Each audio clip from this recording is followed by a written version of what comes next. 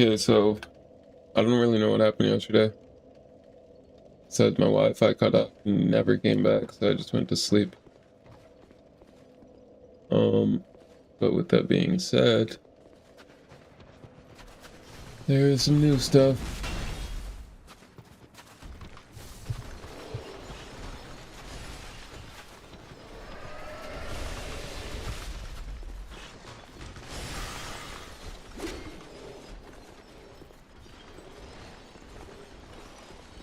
I didn't play.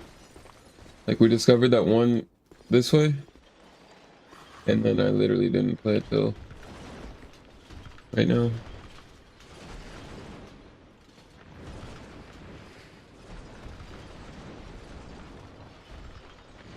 I gotta chug some water. I don't know what the fuck, dude. My one nostril is so stuffed, and it won't, like, unclog.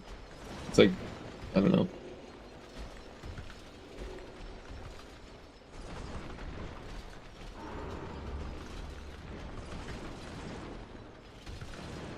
But I feel like maybe it's because I don't have enough hydration.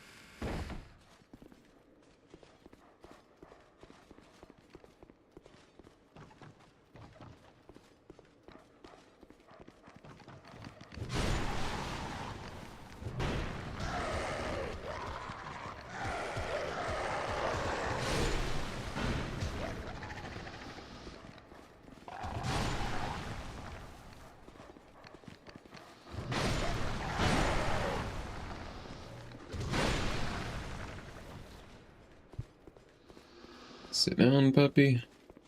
I believe maybe it was this way. We got through an elevator. Right here.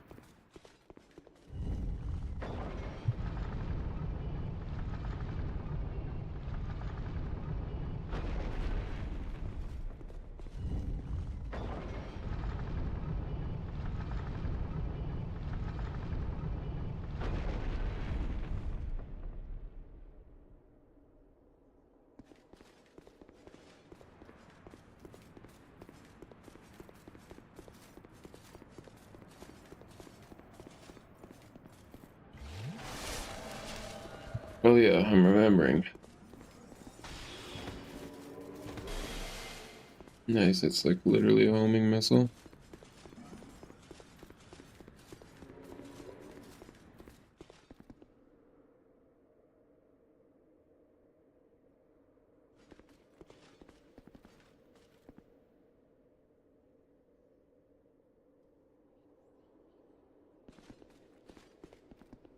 You're not gonna come.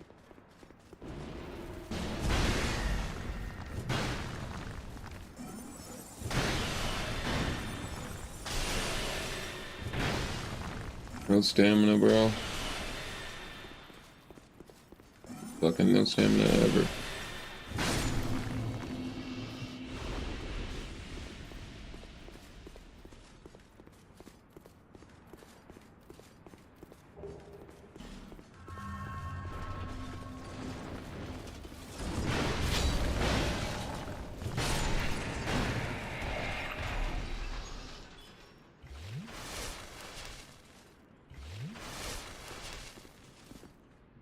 Okay, here's one.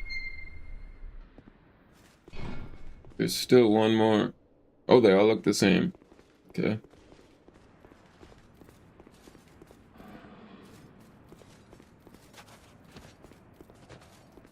Potentially, maybe there's a hidden wall.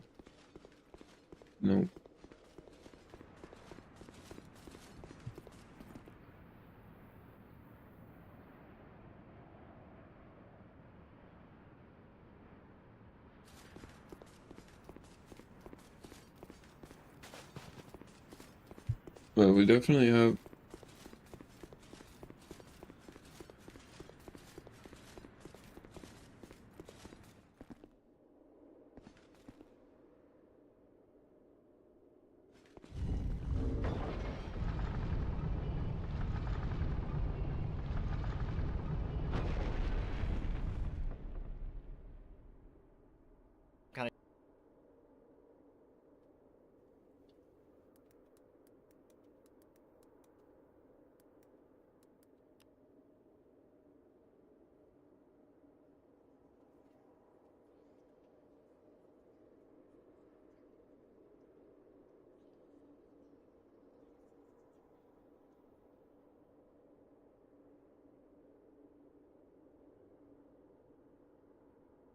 Okay, there is one more night.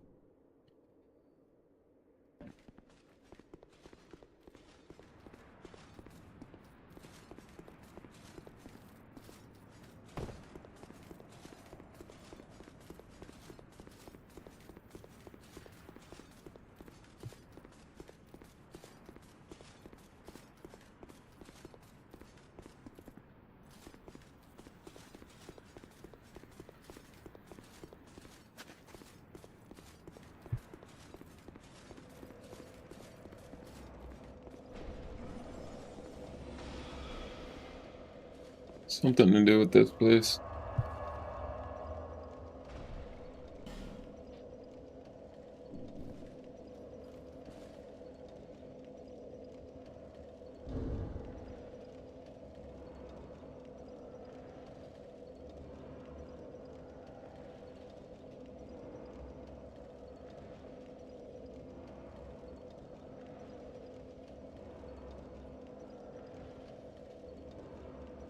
Of a long walk.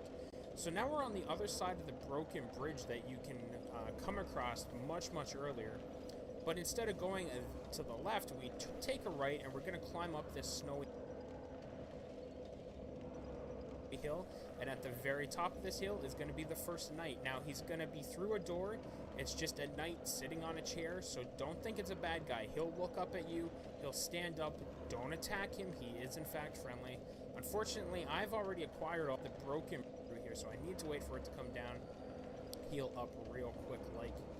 And once you're at the top, you'll probably recognize the area as you've been able to see it since almost the beginning of the game. But bonfire in that area earlier, just before the cave system. Or you can go right and into this area. Again, there are some items, there are some enemies, so if this is your first time through here, take care of the enemies, grab the items. You want to reach this door and ride up the elevation of a previous boss. They're not too bad to deal with, but it's the little rats that have the ice on their back. They're just absolutely devastating. They do so much damage. Watch out when you're near them. There's also going to be a white phantom right in this area you just saw me walk through. He's actually not friendly. It's a fake. He's a red phantom who's just posing as a white phantom. What the fuck, dude? Hello everybody, Sean here, and we are taking a look at the Liam Lois Knights that you can get to help you fight the King. Hello everybody, Sean here, and we are taking a look at the Liam Lois Knights that you can get to help you fight the King, the Ivory King, in the Ivory King DLC.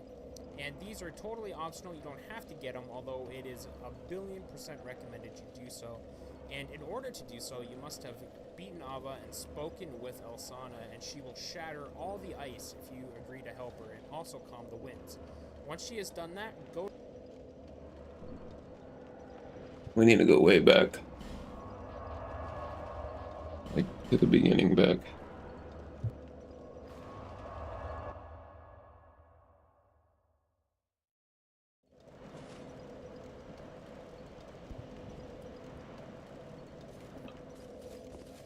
I think just based off of what he said and remembering, I'm pretty sure where we're going to go is, it was probably blocked by ice originally.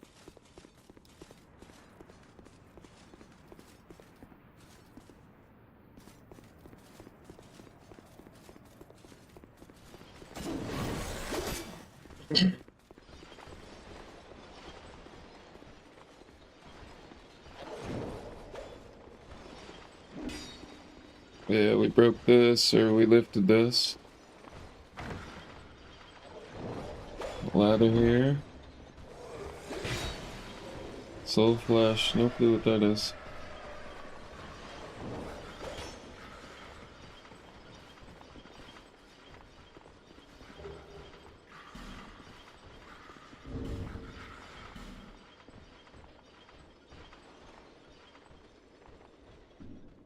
Wow, that has like insane stats.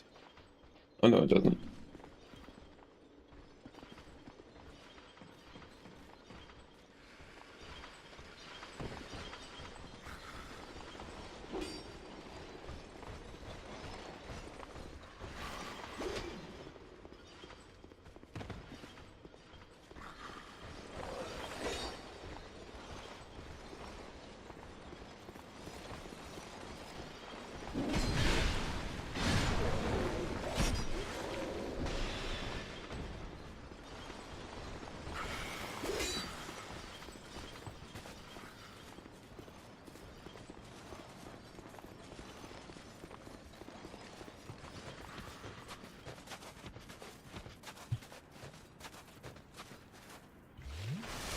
I believe it's this way.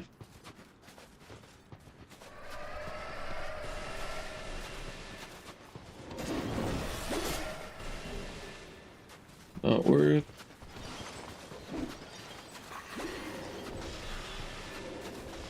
Over. I don't think we're gonna up this tower at all. Oh yeah, we didn't. We need to go over there.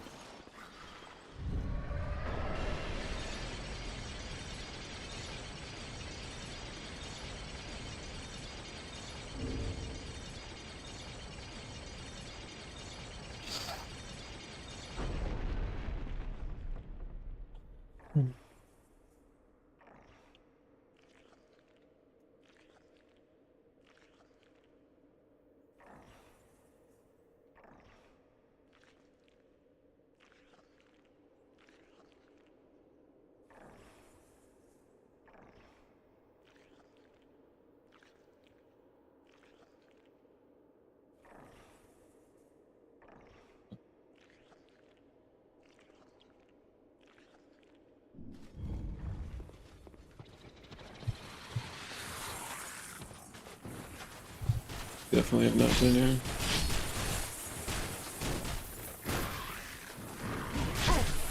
Yeah, oh Jesus, bro. Not ideal.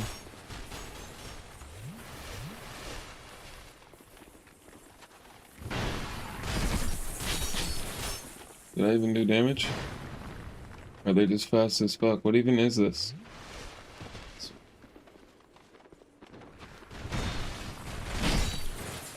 Alright, I'm not doing any damage.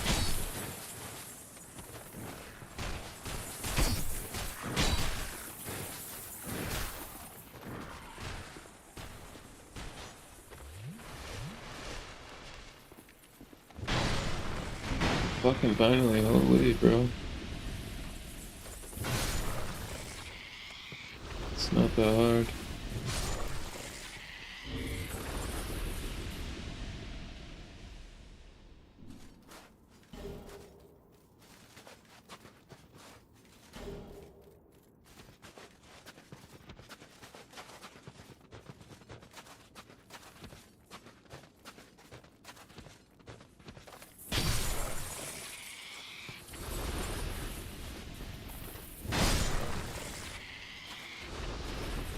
Get down.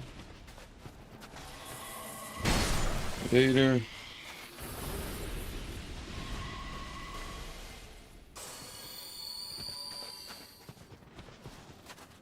Vader's up there.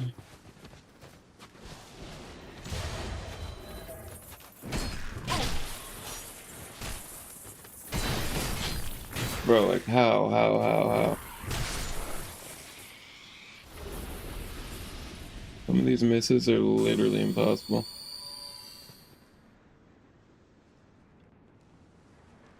Um, 70, like 9 hours. We're close.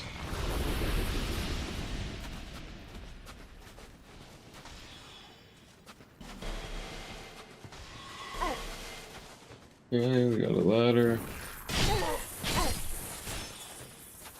Like a big ass door or something. I don't know what this is.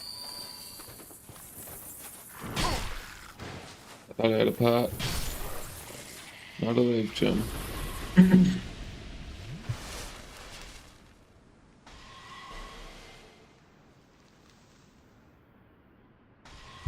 Yeah, I know, Max. I'm looking forward to wrapping it up and getting on to Dark Souls 3.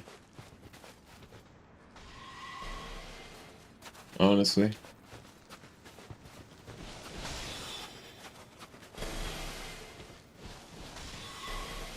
I just noticed, but it seems like my equipment is getting more and more cold. Like my legs and my cape. Yeah, it is. It's unfreezing right now. I wonder if I stay in the snow long enough if I turn full snow. Is this him? I think that's him.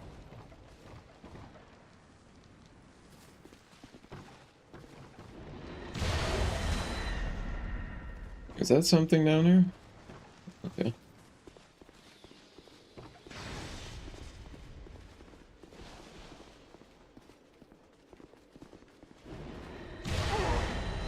Yo, buddy, do you mind?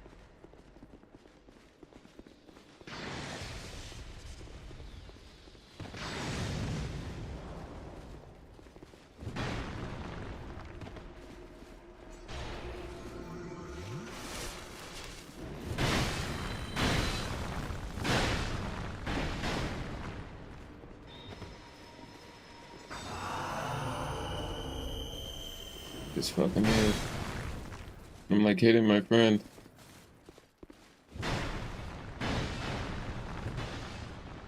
Oh my god, I hit him through the wall. Like, bro, come on, bro. Are we serious? This is why the game's been at 70 something hours. Things like this. Like, how the hell do I even account for that?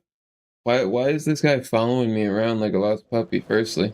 Like, I'm literally in the middle of a fucking 1v1.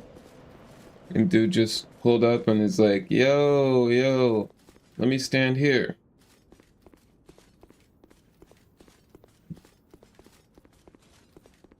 And then it's got the audacity and nerve to get mad at me for getting hit standing in the splash zone.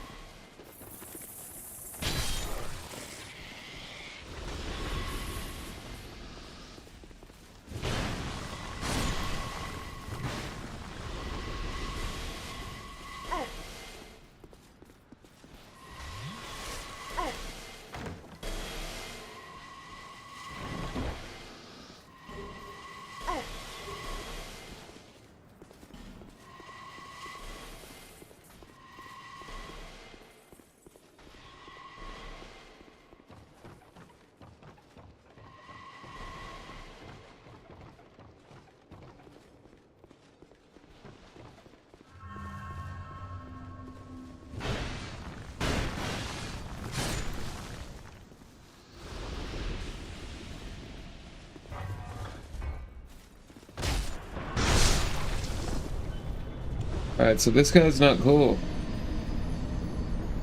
Like, dude, is this just an enemy? Is this not even, like, one of the guys I'm supposed to be saving? Am I a dumbass?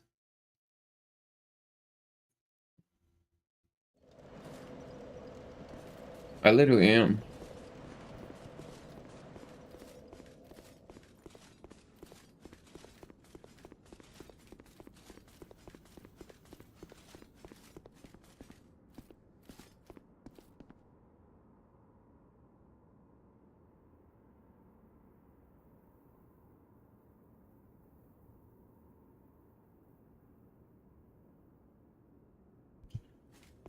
Well, I at least pulled that lift, right?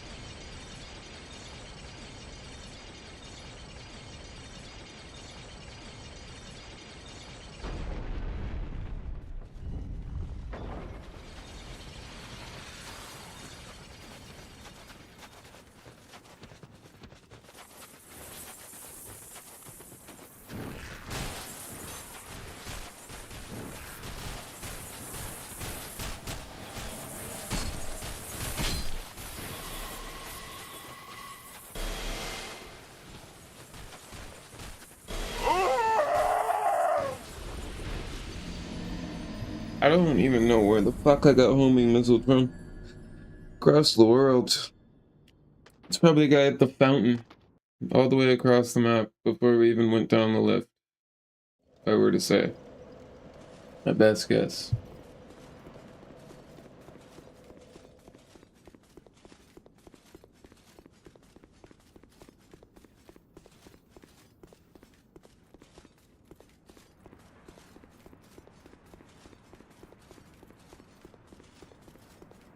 It's actually like pathetic that we're taking any damage on this run. This is like the easiest run in the entire game. All enemies are skippable.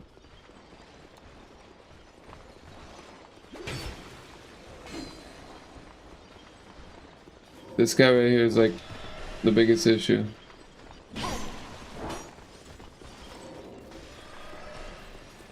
I'm literally forced to heal right here.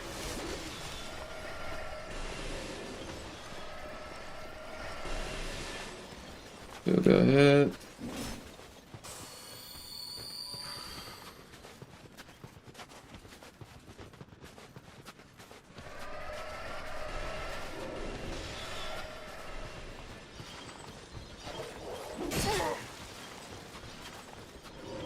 I don't know how much stamina I need, but more than this.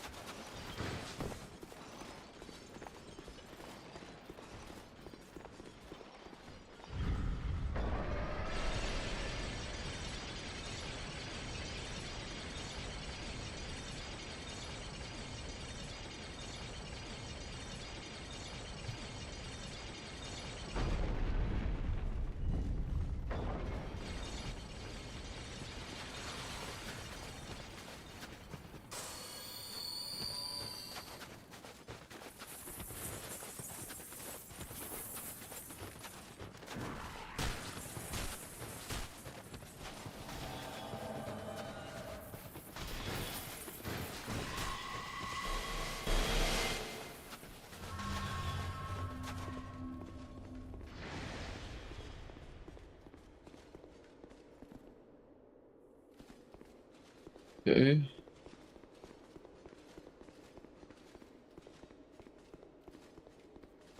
I really hope there's a bonfire.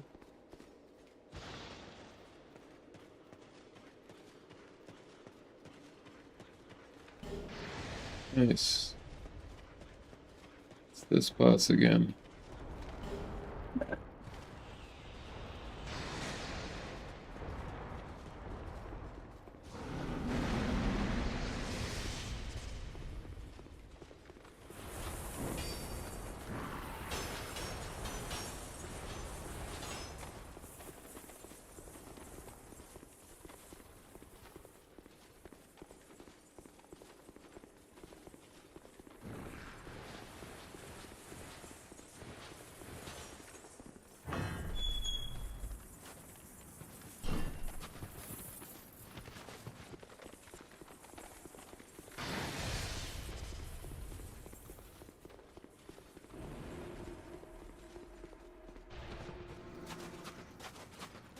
Ah, shit. A whole lot going on here.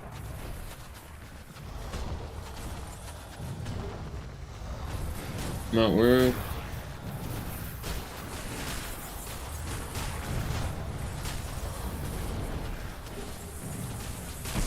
Actually worth. We needed that like hours ago. Go, go, go, go, go. Holy shit.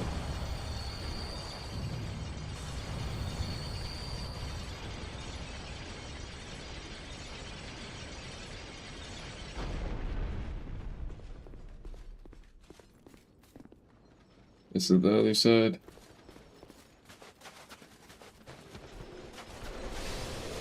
This guy almost doesn't miss. Almost.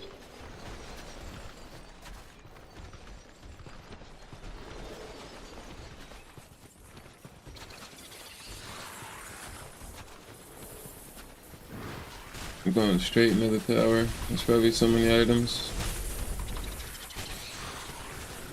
We do not need items. Yes, it's the guy.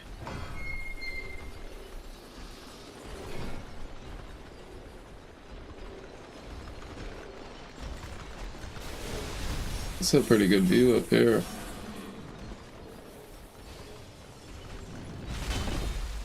Come on, bro.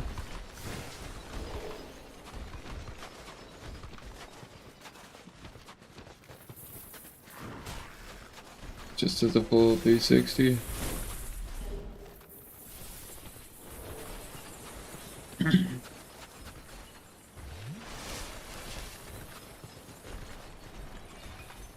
This place is sick. I didn't even know that. Dude, it's actually well established. Not only is it a kingdom, but they got like a town and a city. I like what I'm seeing. There's definitely a bonfire around here. And I'm cooked.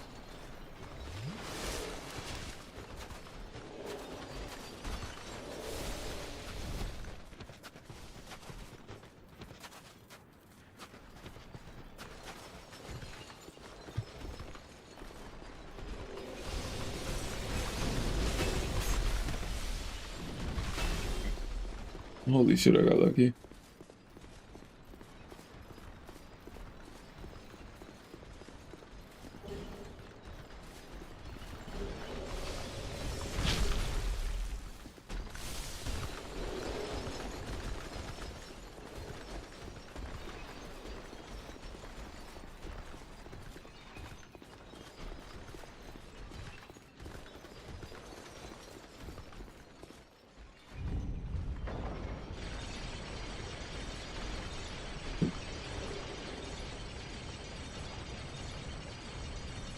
I think that was that fourth guy.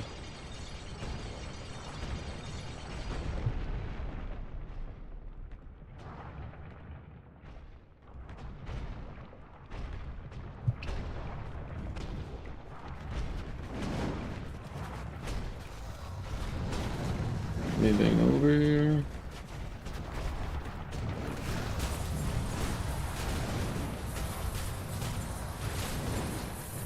Nope. I don't know where this guy's shooting at.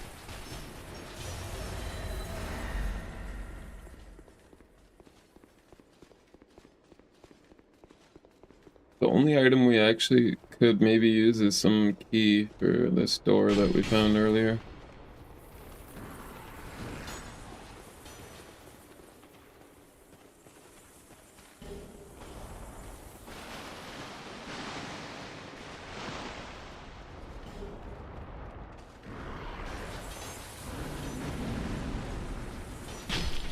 Oh, wow, oh.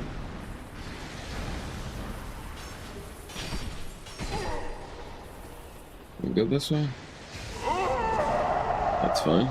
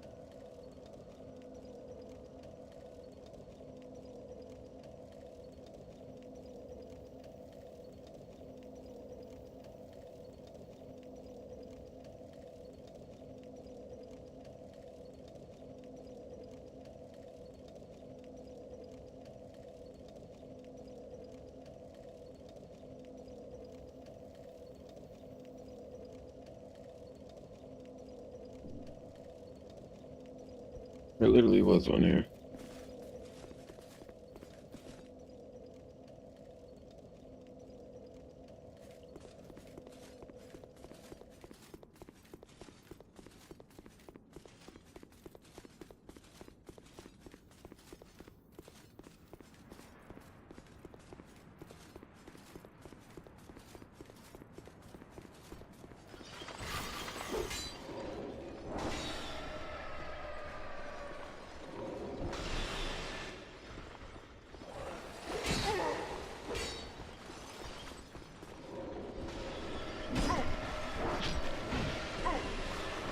Like, holy shit, guys. Can you grieve harder?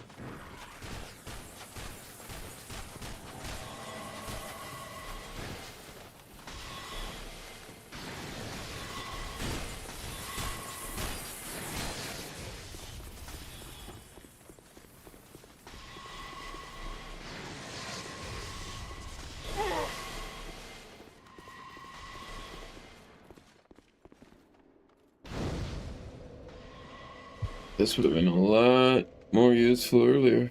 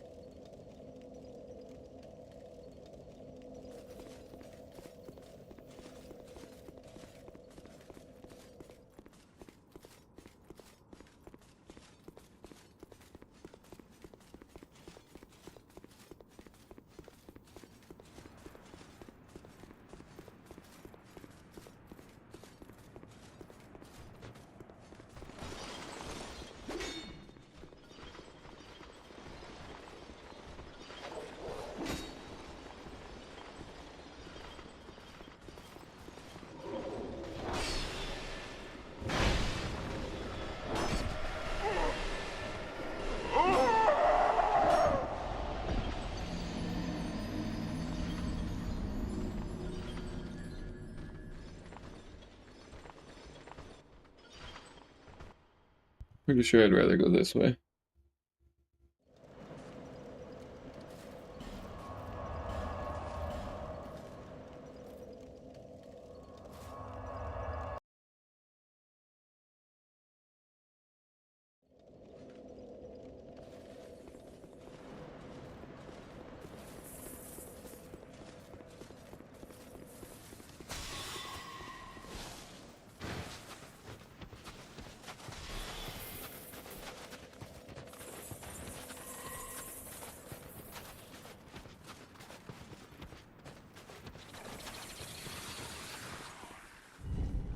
Yeah, way better.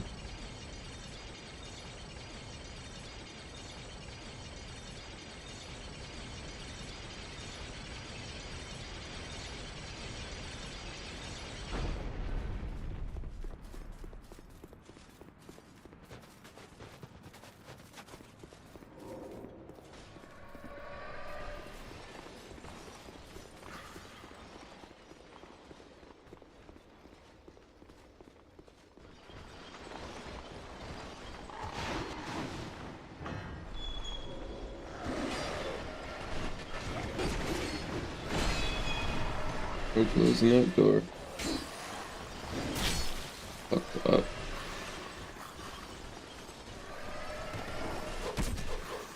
No way this guy come out of nowhere.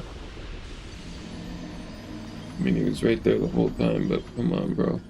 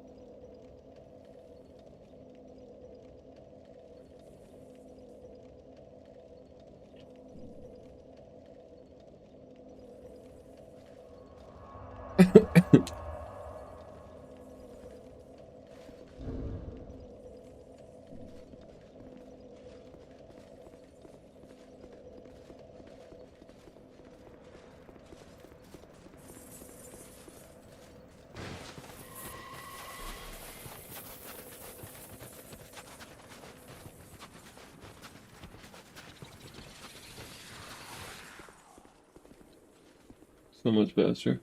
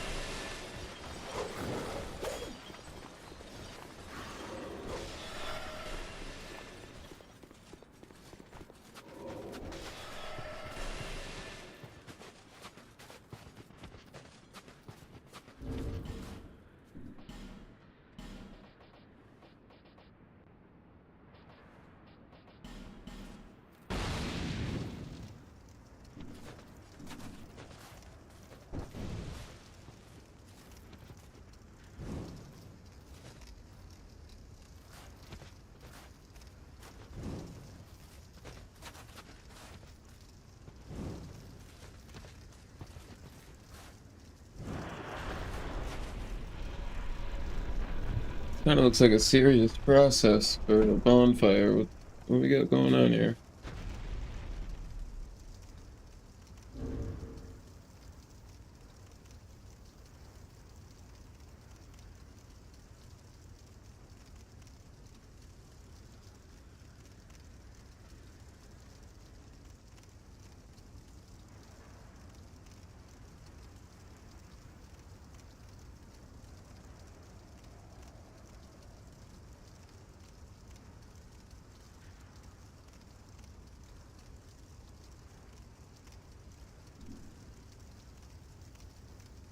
Boom.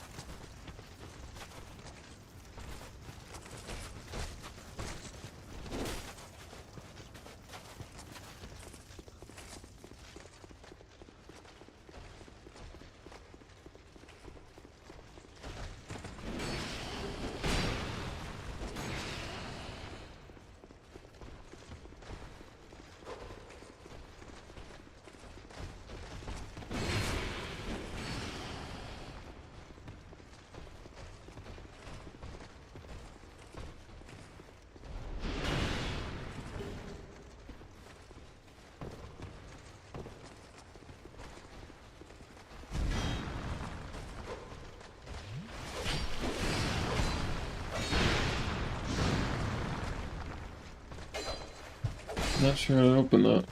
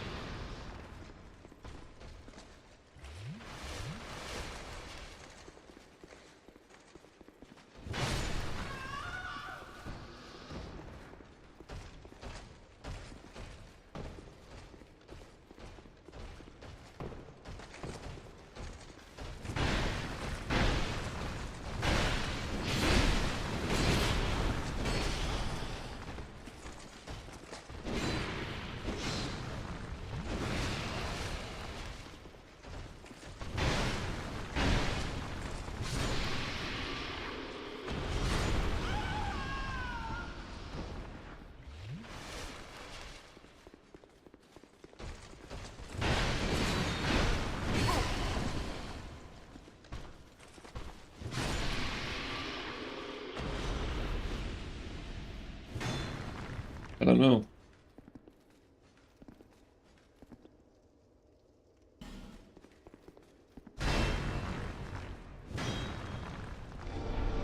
Oh, hey there. I'm an idiot.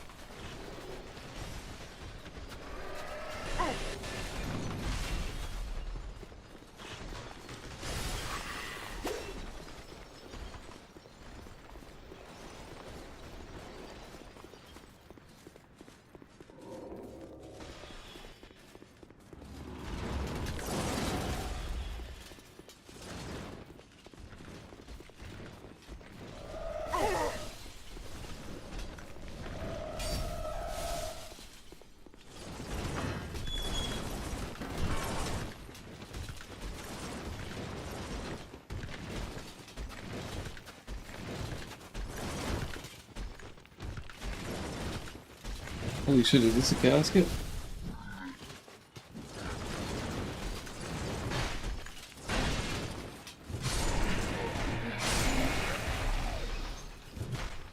Look how frozen we are.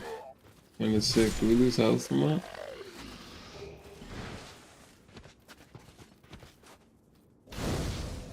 Maybe we can't even get in the casket. I'm gonna assume we can though. It really looks like we can. We can.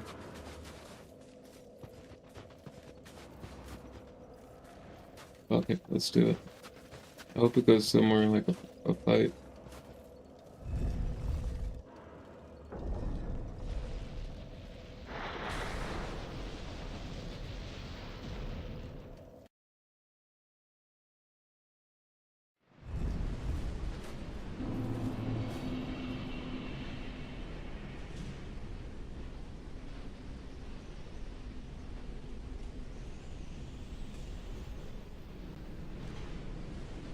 Alright, hold up. What the fuck is the frigid outskirts? This guy's going this way. Where's he going?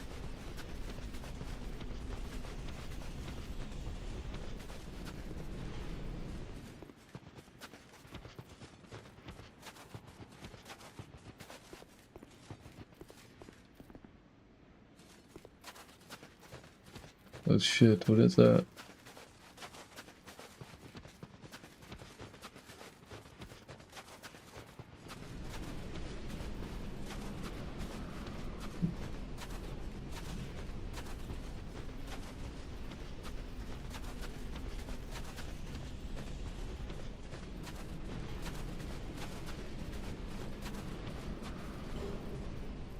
Spider root.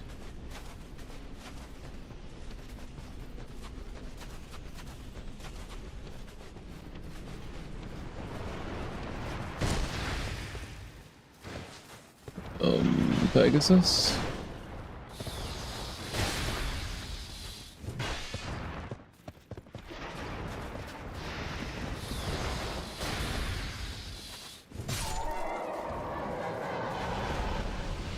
Pegasi?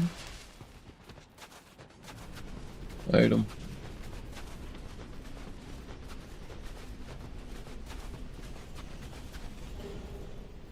Not worth.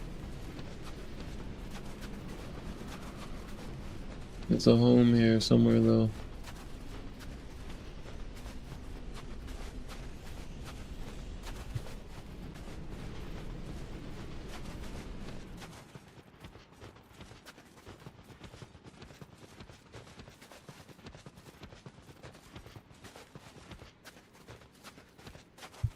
Why is the ground rumbling?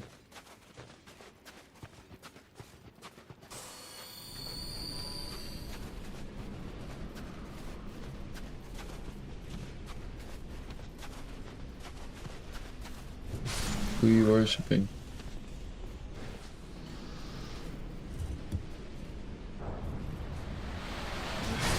Vehicle. And not really worth it.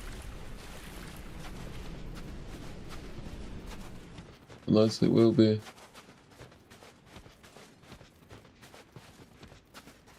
No, I'm not sure. I think that was fucking worthless. This guy looks like a guy.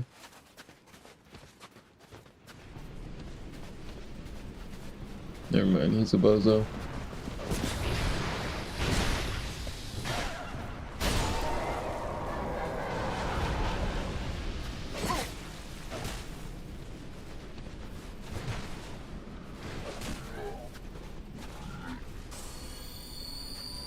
You're gonna heal. On my watch.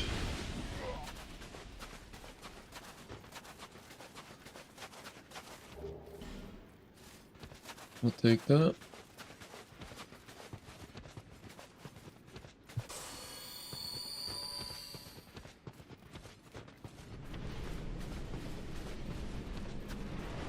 Maybe I'm tripping, but I swear I see like... Oh shit. Not that. Did not see that.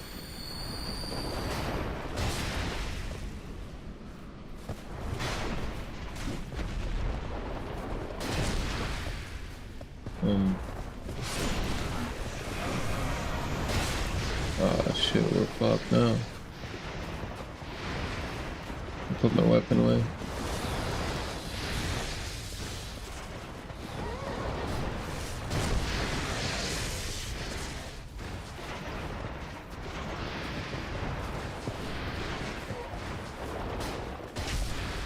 We gotta just get this guy out of here.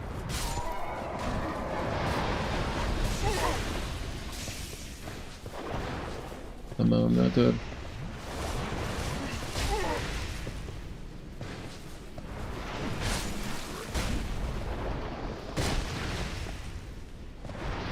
It's actually pretty hard. Just with the visibility. Or lack there. He's going through.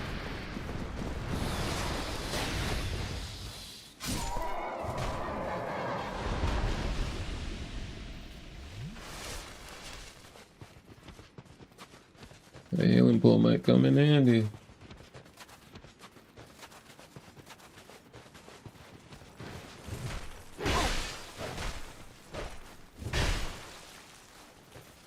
I wasted all my stamina.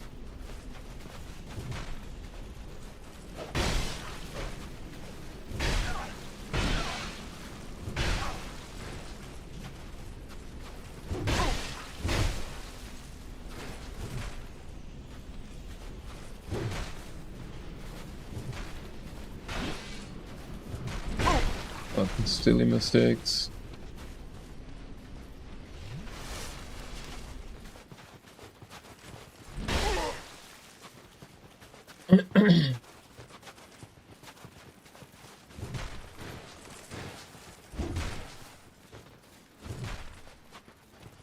God damn it, bro. This guy does not stop rotating.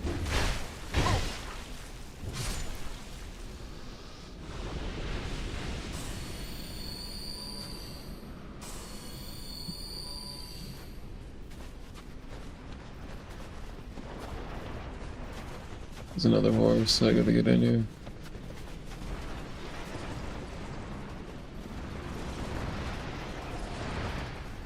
Just an item. Yeah, the horses can't get in here though. And there's a big guy. But the horse can get in here. No.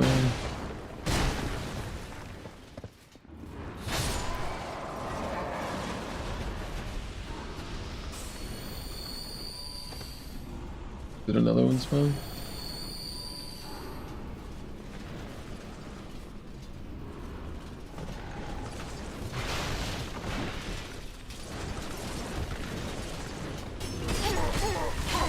What? Oh man, that's gonna...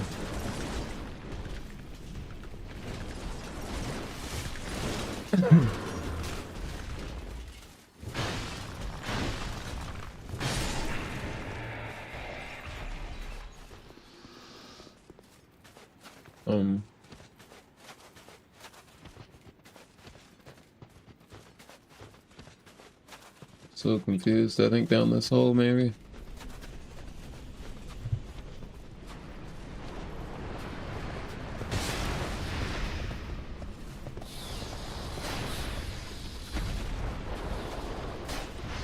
How many horses are on us? Because we're cooked. Yeah. Look. Dude, I'm like in a fever dream. I don't know what's happening here.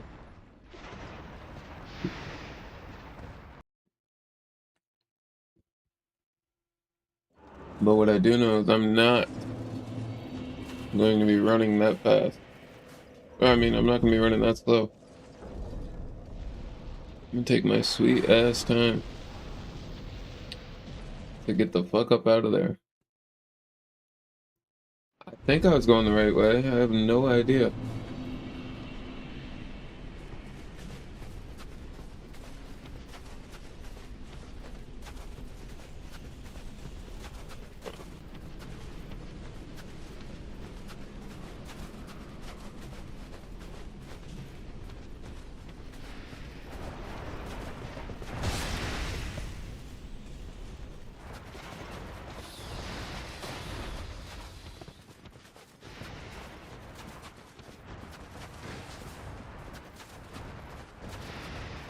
Something seems wrong.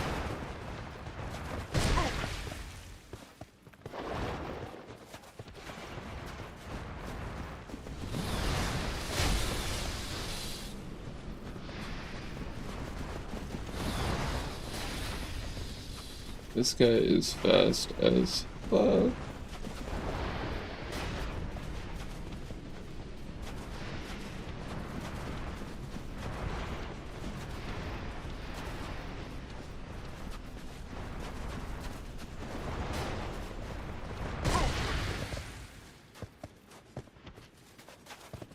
Okay. We're at like a different place than we were last time. Bunch of caskets that didn't make it.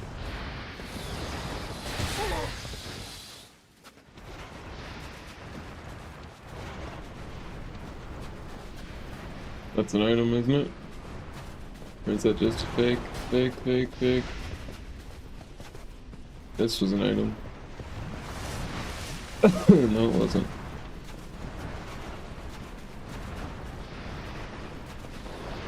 Okay, we see this. I swear the houses were behind, like down low.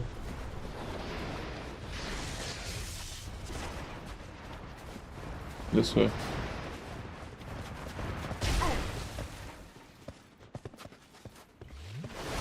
Actually, I mean, I don't even know if I have to run down this path. I feel like maybe we can go this way.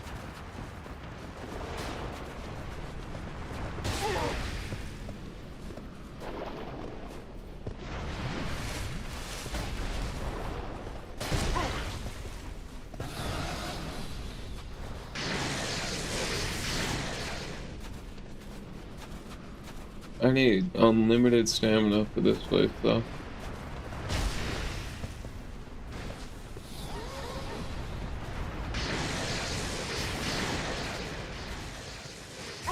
Okay. Well, we definitely just skipped a bunch. But it damn near looks like a dead end.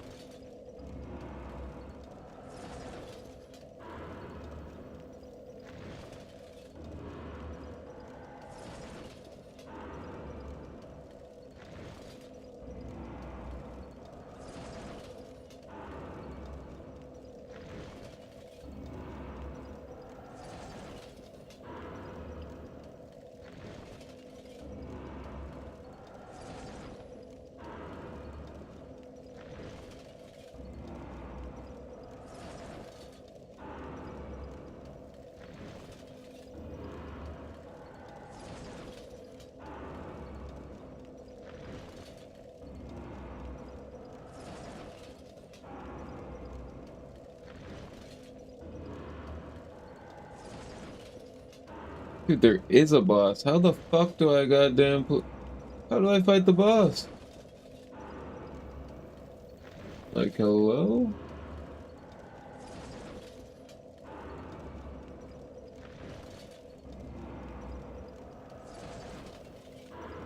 Who is this? Welcome to another Dark Souls. I don't want to walk through.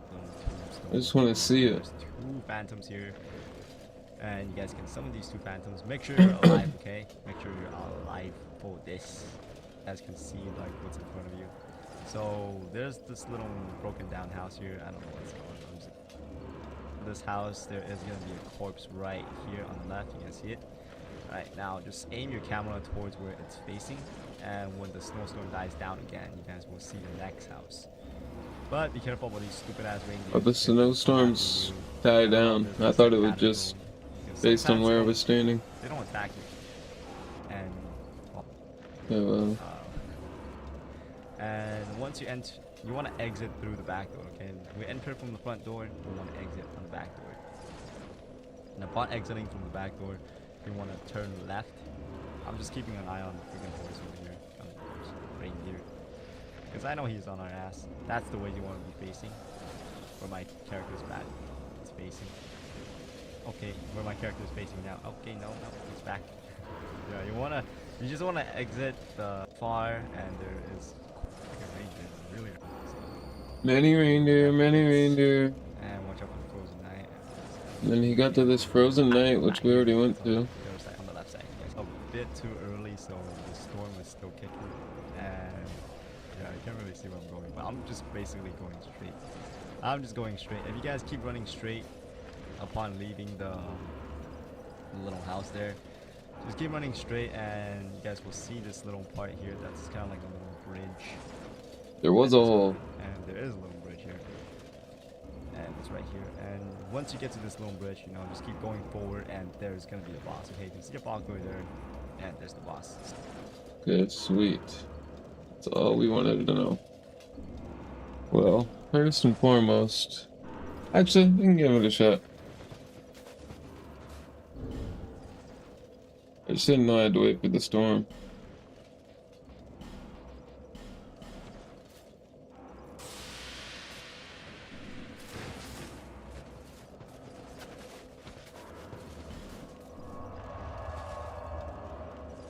This is pretty sick. Bonfire right here.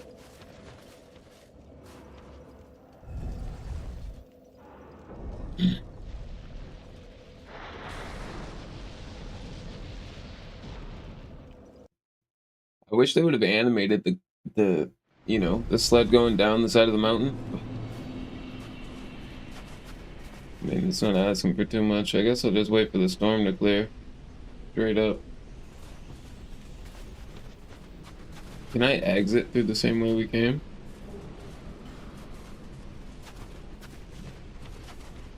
I think I might use this one thing. We're like so endgame. We have this. I think there should be a boss here. And then of course we've got the Ivory King. But we have these things that we never used, and they're supposed to be insane. Where are they? These. Inflict more damage, let's receive less.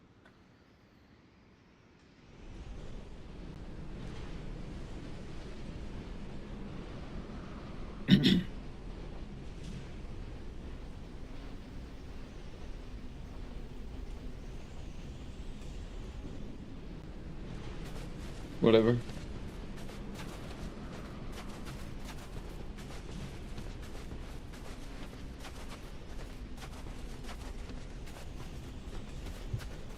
Just heading in the direction of the bloodstains I was trying to.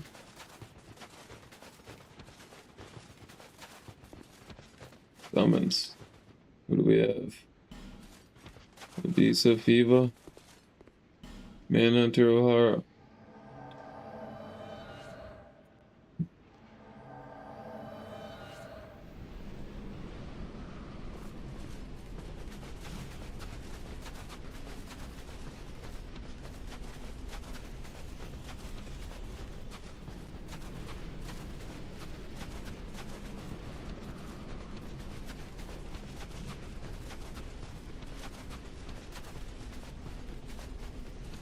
I'll go on the path that's set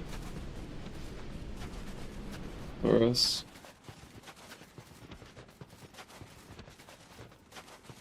Just trying to manage my stamina really good.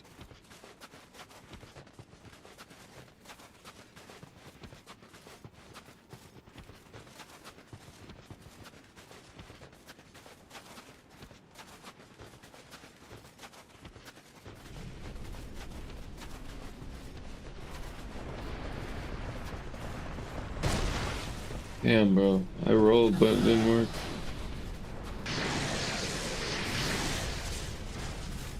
Did they not, like, fight my friend?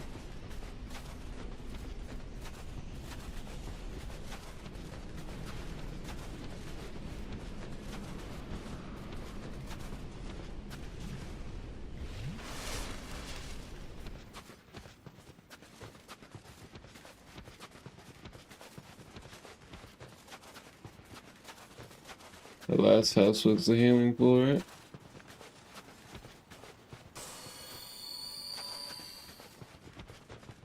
Yeah, the horses are on our friends.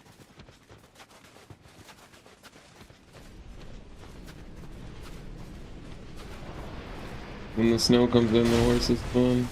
I can't roll out of that. Don't think it's a possible outcome.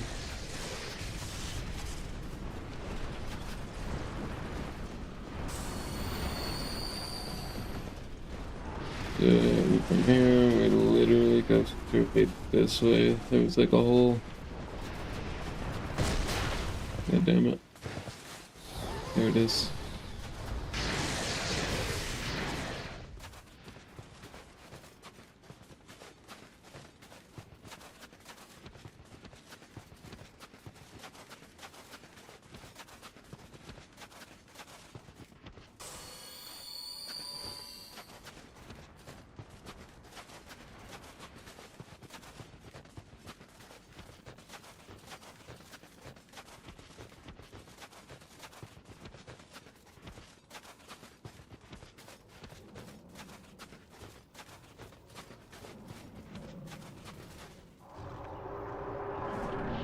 Sounds like a tiger. Lud. The king spot. It is another tiger. Same moveset as the last one? Okay.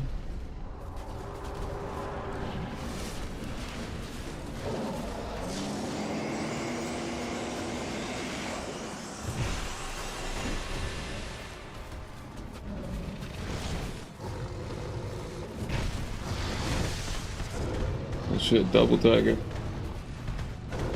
Alright, now we're talking.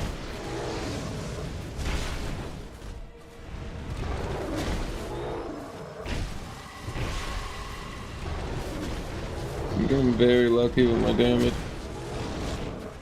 And my voids. No stam, no stam.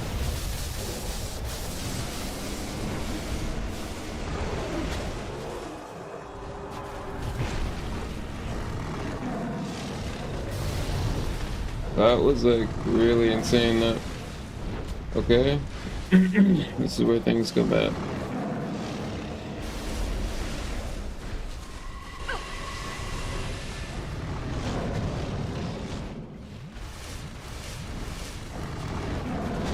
A little too many heals, it's fine.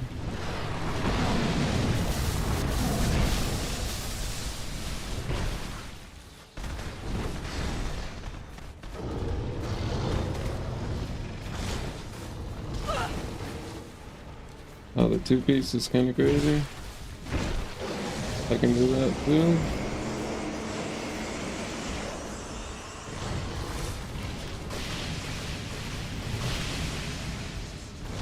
What?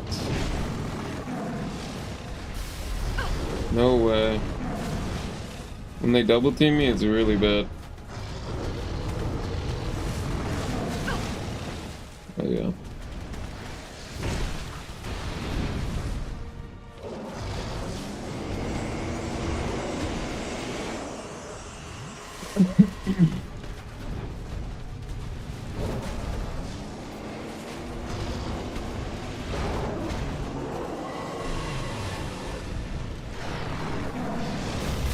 Yeah, they soloed that one.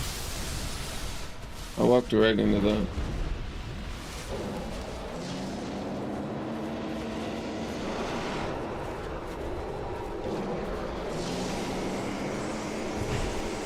Tiger angry, mad kitty. Oh shit, my greatsword.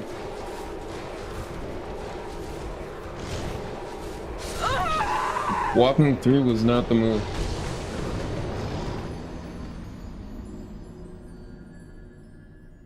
First try, that didn't go too bad, I gotta say. I like that fight. I actually like that there's two of them. The movesets are slightly different, but just familiar enough.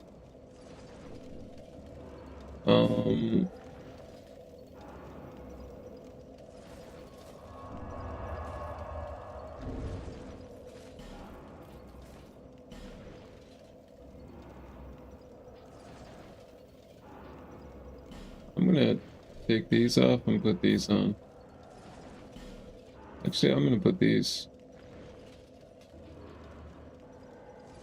And then steel doesn't really do anything. Or actually, it's regular physical, but I feel like this was a waste.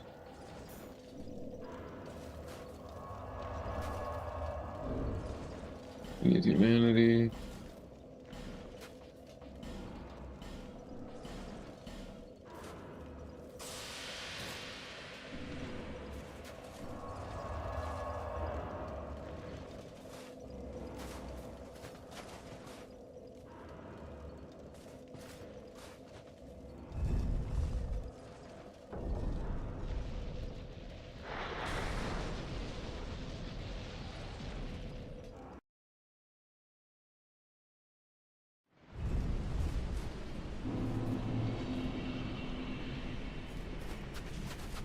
Rigido outskirtito.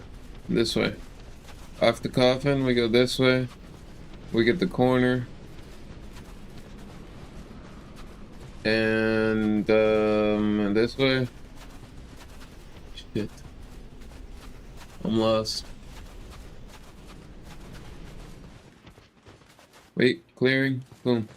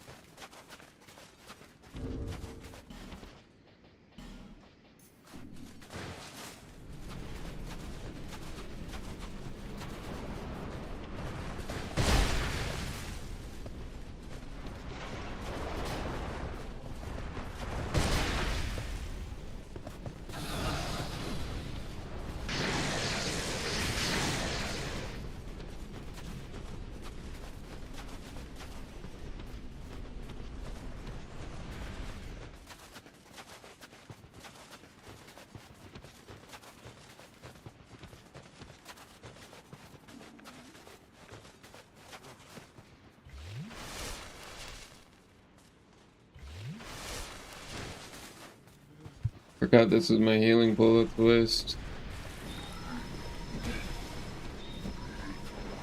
Maybe I can heal my friends. Maybe that's what it's for.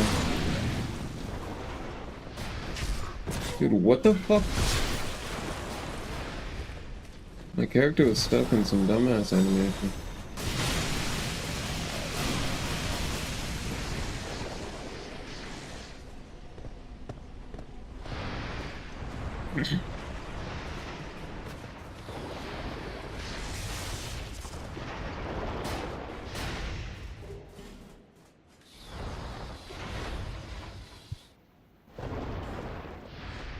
You know what? We can pop one of these too.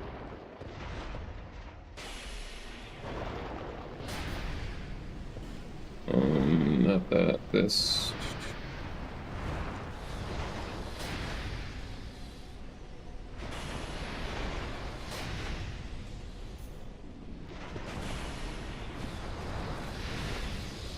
Okay, our teammates are getting smoked. We gotta get out of here.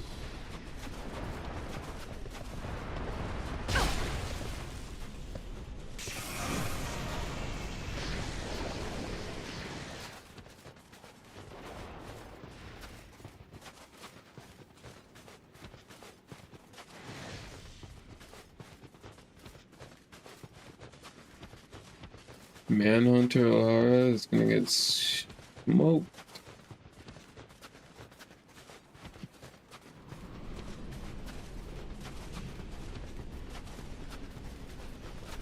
The healing pool is so far from the reaction speed.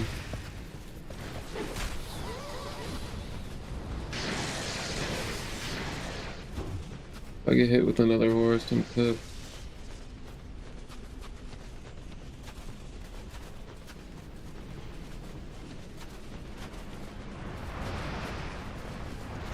I can't see.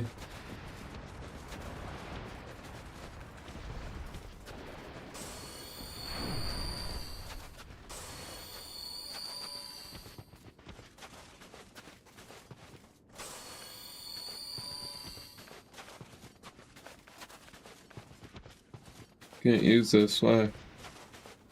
Maybe I'm too strong.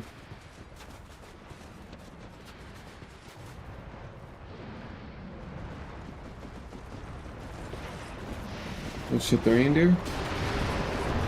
I'm sorry, I didn't know.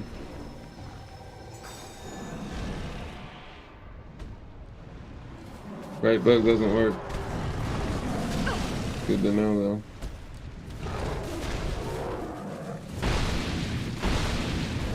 Wow, we inflict real damage.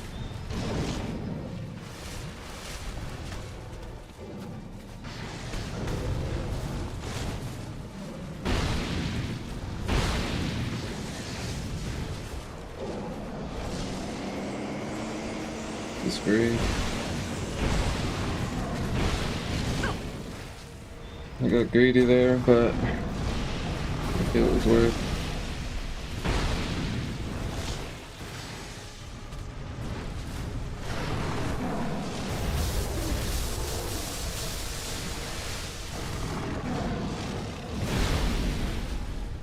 Ow.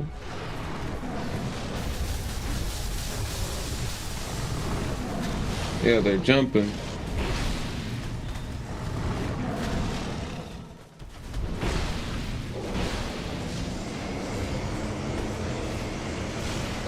Damn you. You done?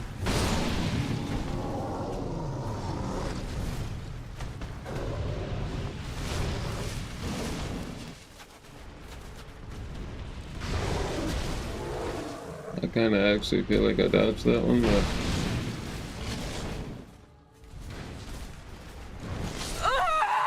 Okay. Not ideal. Not at all.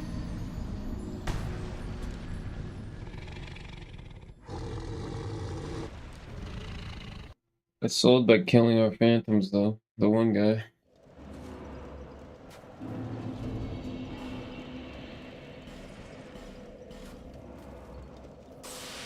But we did good. This thing though, it doesn't work.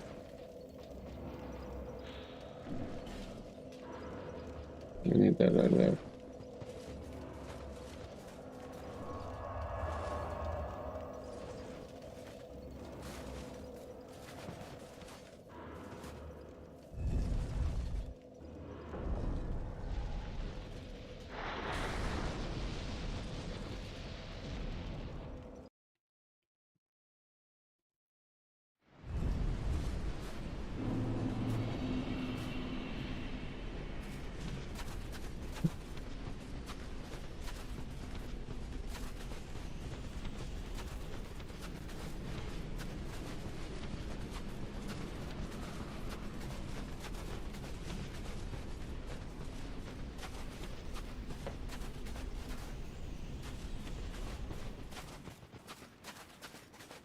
Alright, the casket I come out of, boom. And we immediately take a left. Opposite direction of all the other caskets.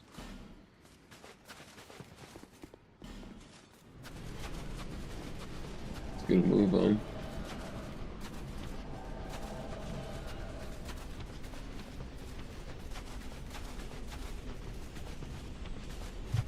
I really like how the armor freezes in this like area. It's pretty sick.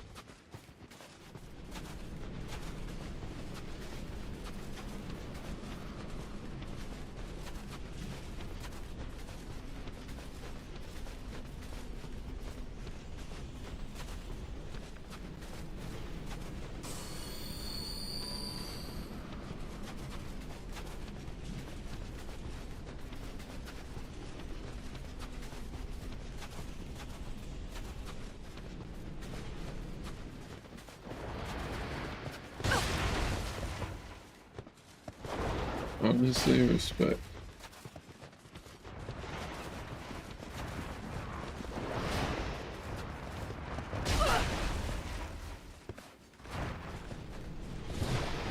Oh fuck, that's gonna sell.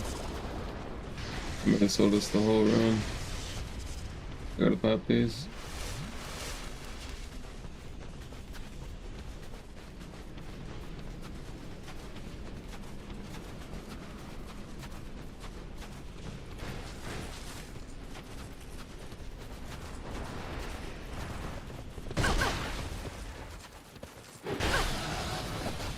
Excuse me, guys. Now's the time.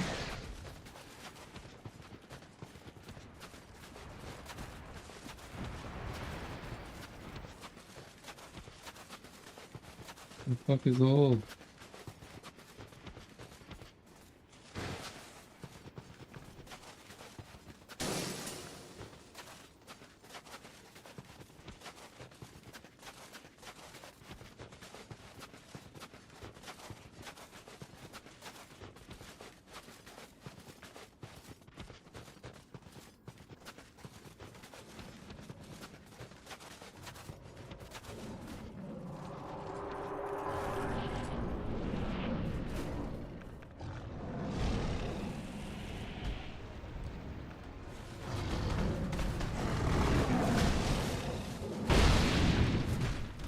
Bad hits.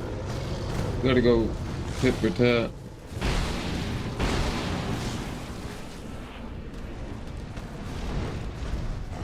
Yeah, the other one already spawned in.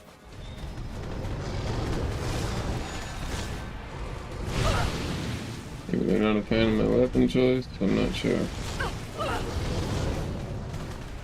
They're jumping me.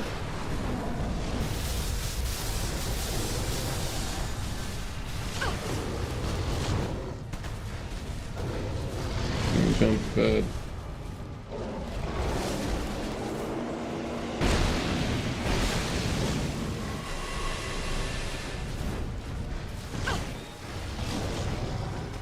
God damn.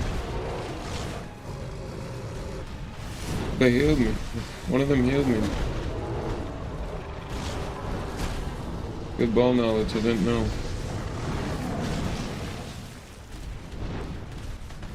Dude, this one is scuffed, bro. I'm stuck on this fucking wall getting griefed the whole fight.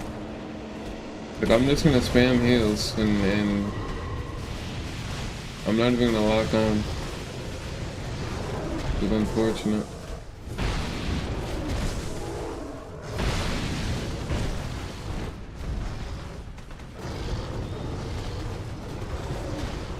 Put on another one of these.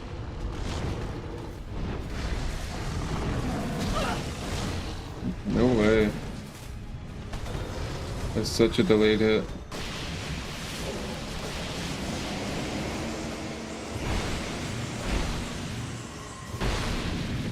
Good damage.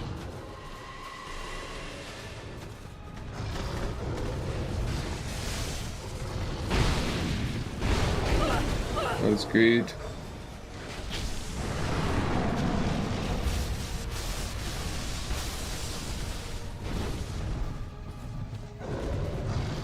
What the fuck?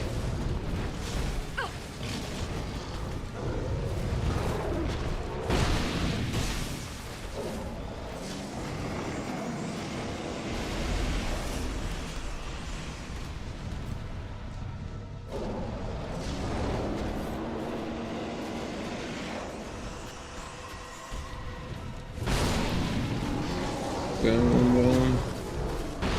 My sword's gonna break for this hit. For glory.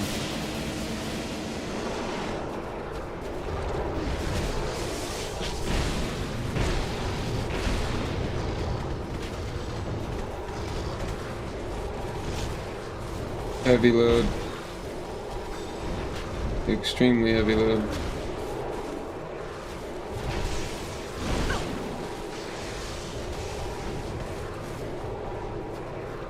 It's on me big time, I'm fucked.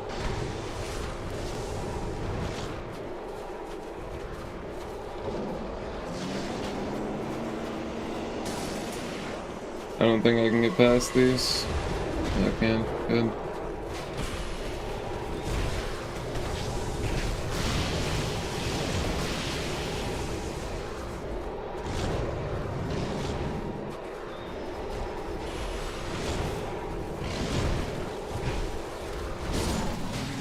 Holy cinema. We had to switch swords mid-fight. These guys carried, maximally carried, but that was a W fight. I think that might have been my favorite fight of the whole game.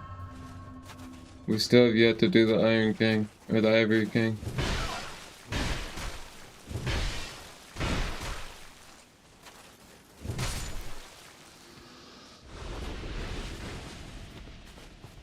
But this place is pretty sick.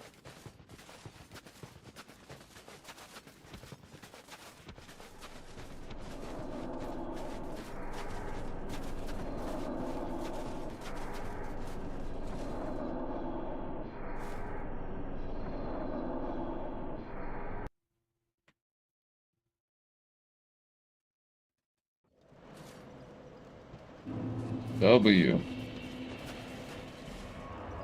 Well, obviously. Got some work to do.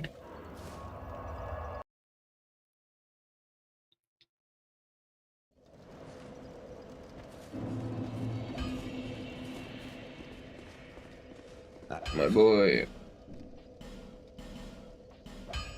Flame. Dear flame.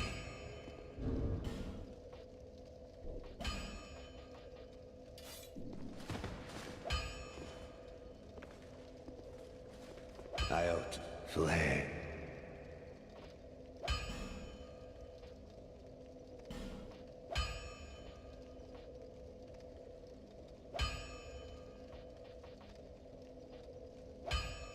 We'll reinforce our kit. Guess we can.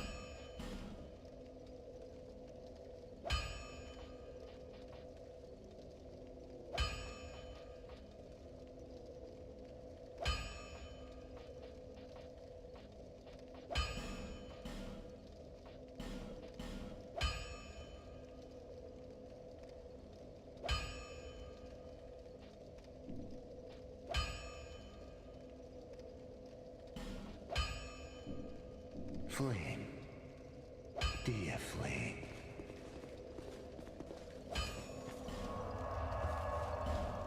It's time.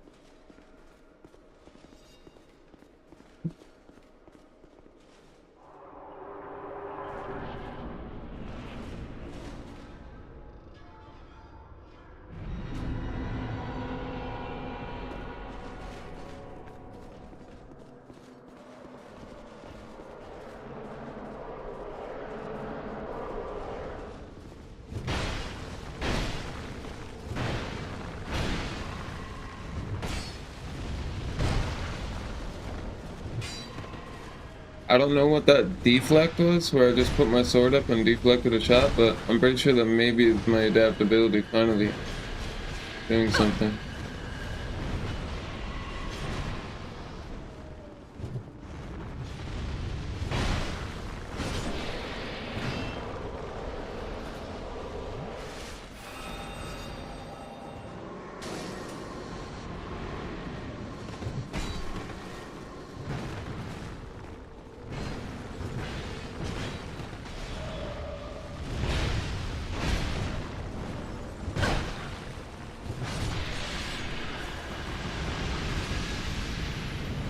I literally walked right into that flame.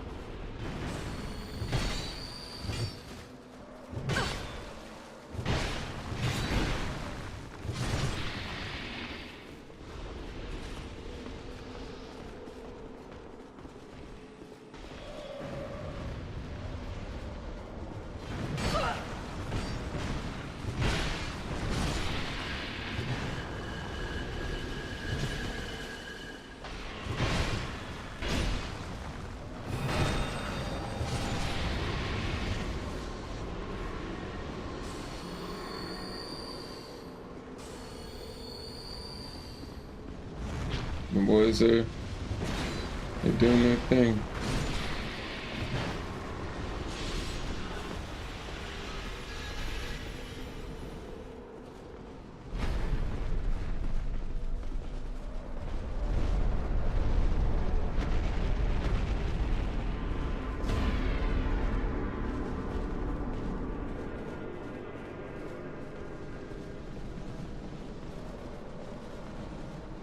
Time for battle, gentlemen.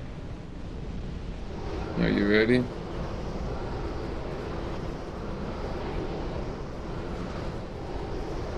We lock on the target.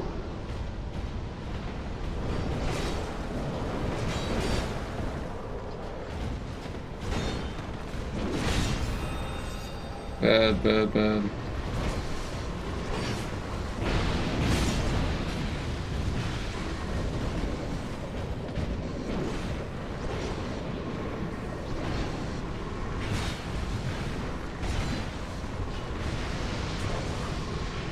Can't see. What the fuck am I looking at here?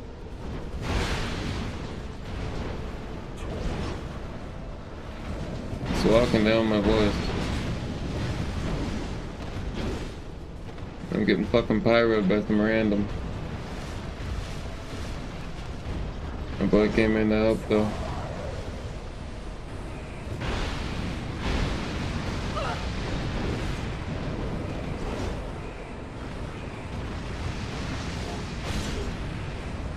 Uh-oh. Yeah, that didn't look too good. I was hoping I was at least gonna do a little bit of greedy heals. I could have, if I was gonna greed, I should have went for damage. I literally probably could have swamped him right now. Yeah, but I didn't get any like area damage. I thought I was at least gonna swing and hit the other guy there on the left.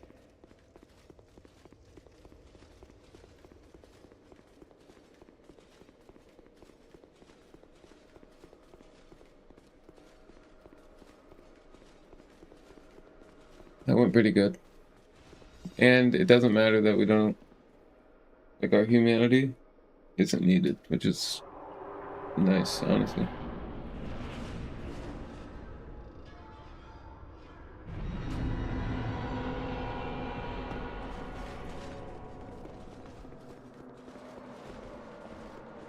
We gotta get these guys out of here faster.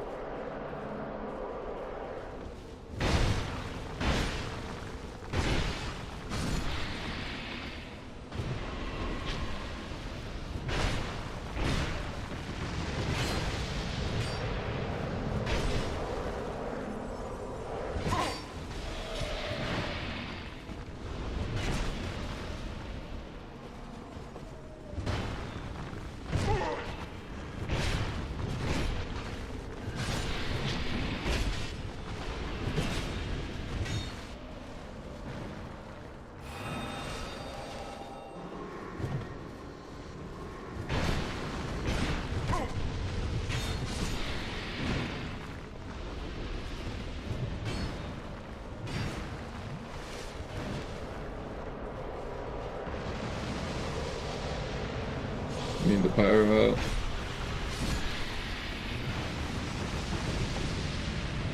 Another one.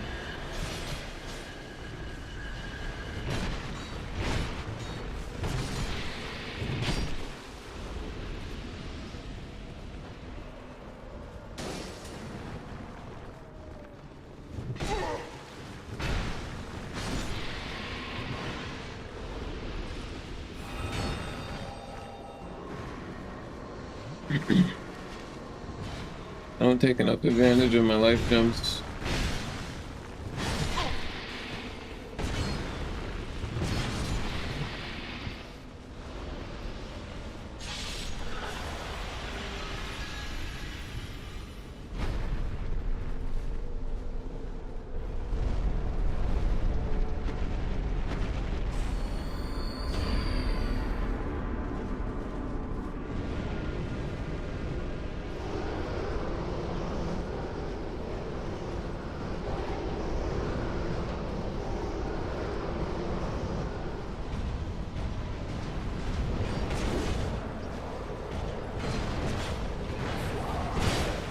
swinging at nothing. So I gotta not do that for one.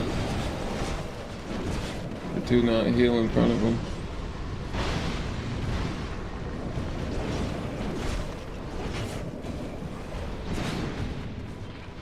If my dodges are like successfully wrong the entire way.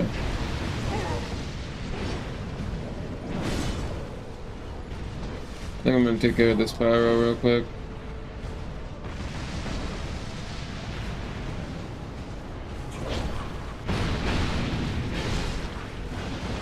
Oh my god, I got spread damage, but I'm stuck in like the worst animation that is in their disposal. Like, if I'm gonna be flailing my two-handed sword with one hand like that, I might as well just one-hand it.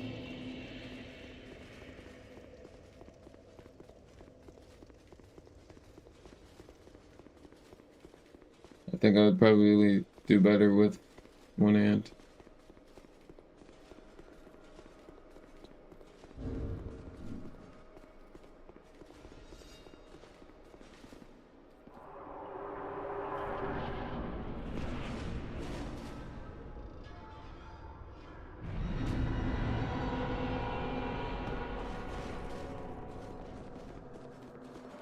Dark Souls 3 playthrough, I think I'm gonna try something even more insane, and I'm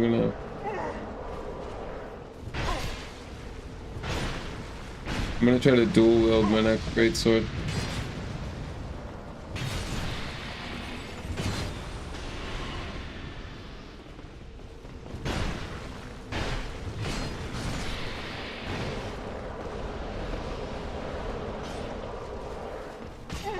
Me and him both just walk right into his fire.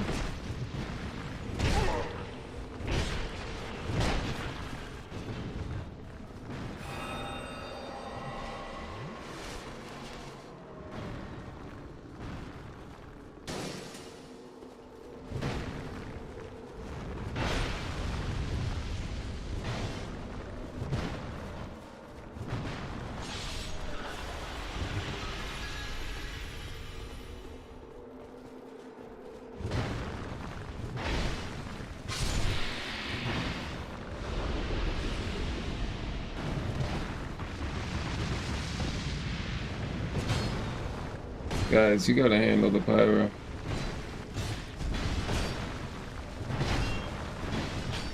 No damage, it went right into my teammates.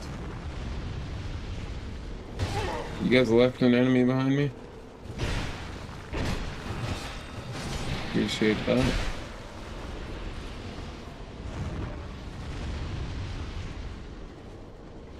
Dude, they're not helping at all this time.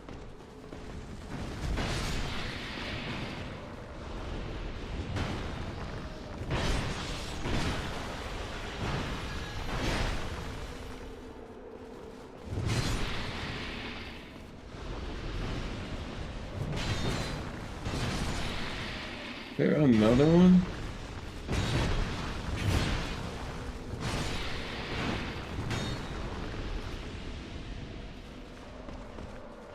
Get out of the way, bro. I'm just gonna stay right here. I have no gain going up to him.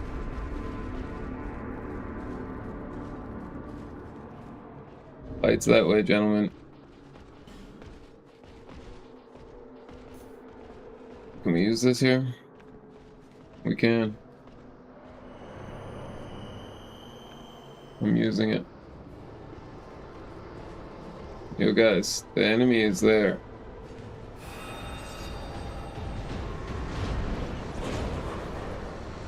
Good boys.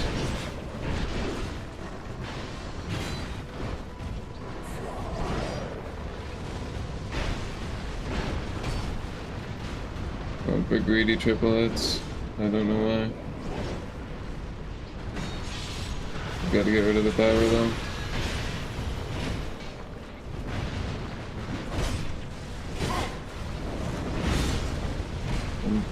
That fingering.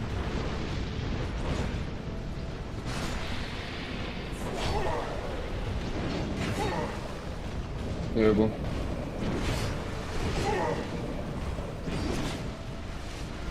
what I'm doing, but somehow I survived.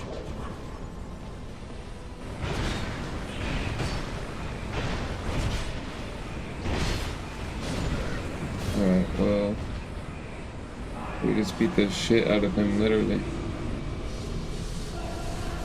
The Ivory King is down.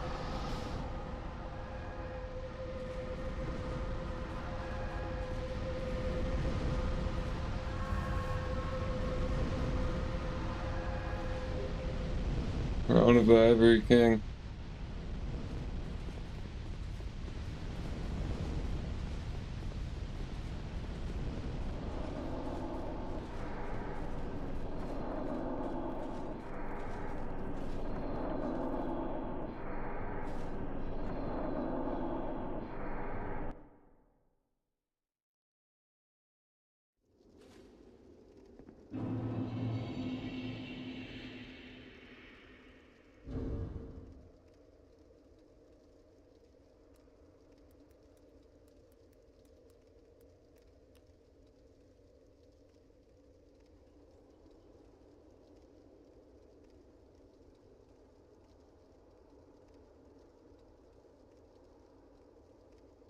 Wow.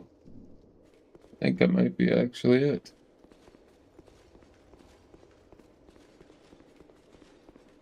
Do we talk here again? You've granted my one wish. Now, I have no regrets. I was born amidst the dark. Me too. Long ago, in the depths of the abyss, my father perished. The dark shattered into tiny pieces, one of which was me. How frightened I was. A frail thing, born from but a splinter of dark. I felt that I might simply disappear. I am, in fact, the incarnation of my father's fears. I saw that the king of this land was strong. I sought him only to sustain myself, to smother my fears. Now, I realize that he may have known all along. I was born of fear, and my Lord provided comfort. And so, here I remain, heiress to my Lord's wishes, watching over chaos. Until the end of time.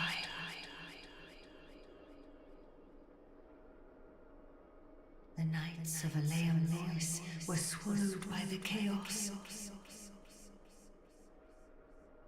where their souls still remain. I pray for their deliverance. The knights of Aleum, where I pray. Holy cinema.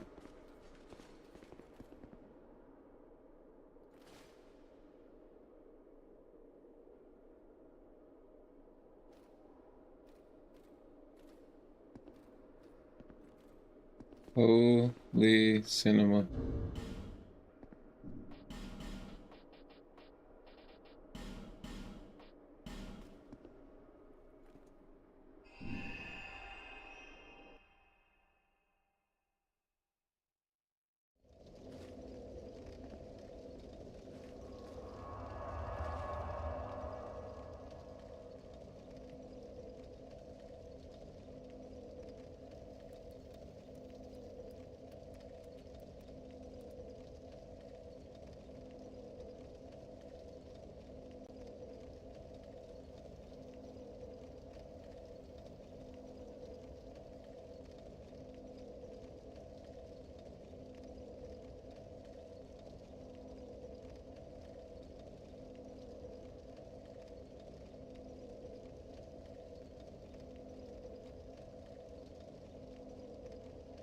Okay. But with that, ladies and gentlemen, that is. Dude, let's get a Majula for this. That is Dark Souls 2. Now,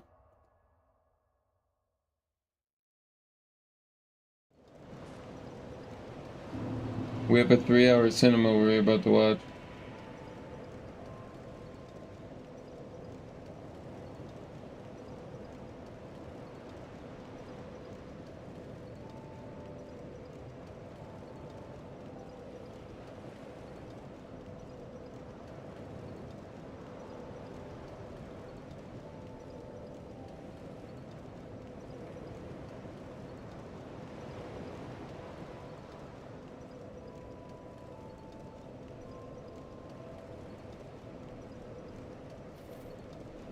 Okay. This has actually been a fucking experience. Dark Souls 2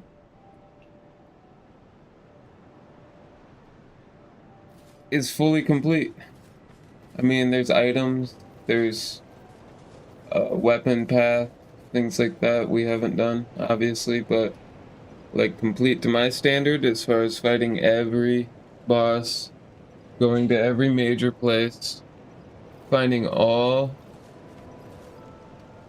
bonfires. I'm pretty happy with our playthrough. I will go ahead after I take one last look off into the distance and take it all in. I love these lands, honestly. I wish that the path, like the pathing, was more linear and coherent.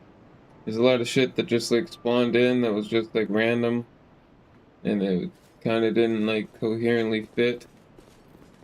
But Dark Souls 2 was fun. And however long it took me to complete, we'll go to the main menu here and see. Get our full stats. We'll go here as well. Player stats. We're ending at level 214. We've obtained 8.8 million souls.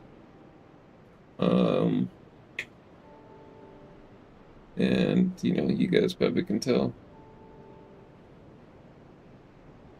what's going on here better than I can. Let's head to the main menu. I'm super excited for Dark Souls 3. Unfortunately, I'm not going to start it today. I'd love to, but I'm not going to be able to like slam it. I want to slam it like another 100-hour playthrough. Let's see how long it took. We streamed this entire playthrough, by the way. Every single bit of this VOD should be directly on my channel forever, for all of history. 79 hours. 79 hours, 19 minutes was our playthrough of Dark Souls 2.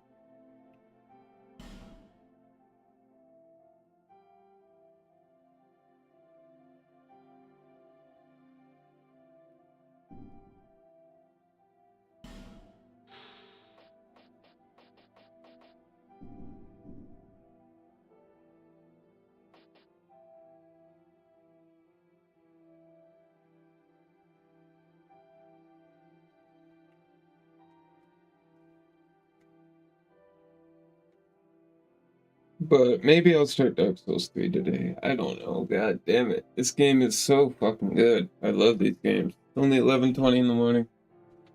I really want to watch this video though. From Firelink Conspiracy. It's 3 hours. It says Dark Souls 2 lore truly completely explained. But he also says the first comment says, "This assumes you watched the first episode of The Curse of the Undead," which I believe. If the Curse of the Undead first episode is... We'll see if he links it. First episode right here. Dark Souls 1. I'm pretty sure we watched this after we played Dark Souls 1. We did. would prompt Gwyn to banish Halfway pyromancy, watched. claiming it to be heretical. This video is the second part of a comprehensive lore guide to the Dark Souls series, focusing entirely on the second game. Fucking I will cinema. cover every detail and situate every event on a cohesive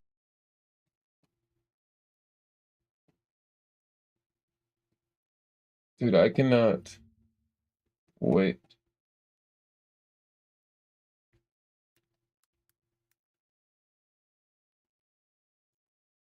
Let me take a look right now.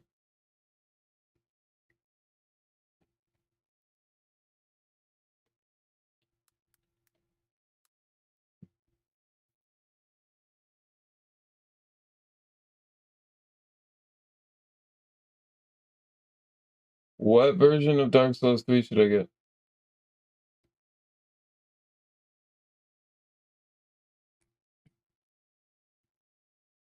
I'll just look that up, honestly. Best.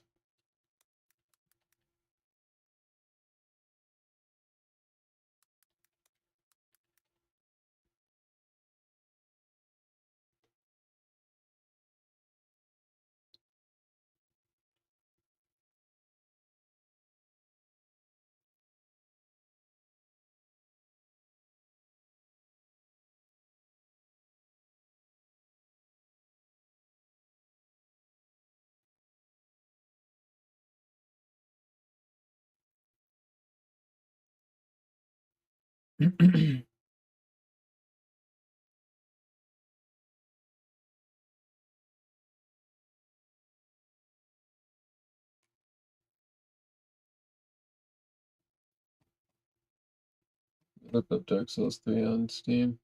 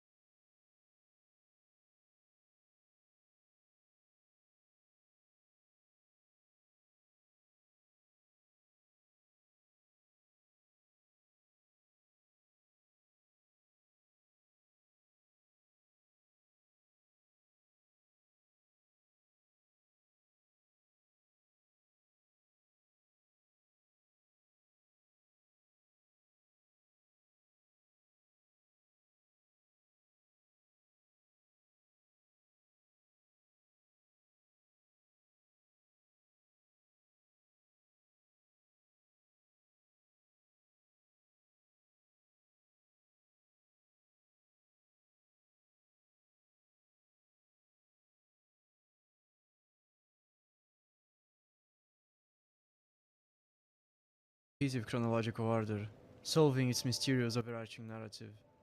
I highly recommend you watch the first episode before this one. Dark Souls 2 is a direct sequel to Dark Souls 1. Watching this video before that one is like skipping the first book of a series.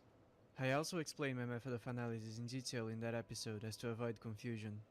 And lastly, before I start talking about the story of Dark Souls 2, I will dispel a few bogus claims and incorrect notions, all of which are spouted by people who do not understand the story of this series in the slightest. Yes, Dark Souls 2's story is entirely canonical. It is, indeed, a direct continuation of the first games, and is followed upon by the third one. As is often the case, people blame Dark Souls for their ignorance.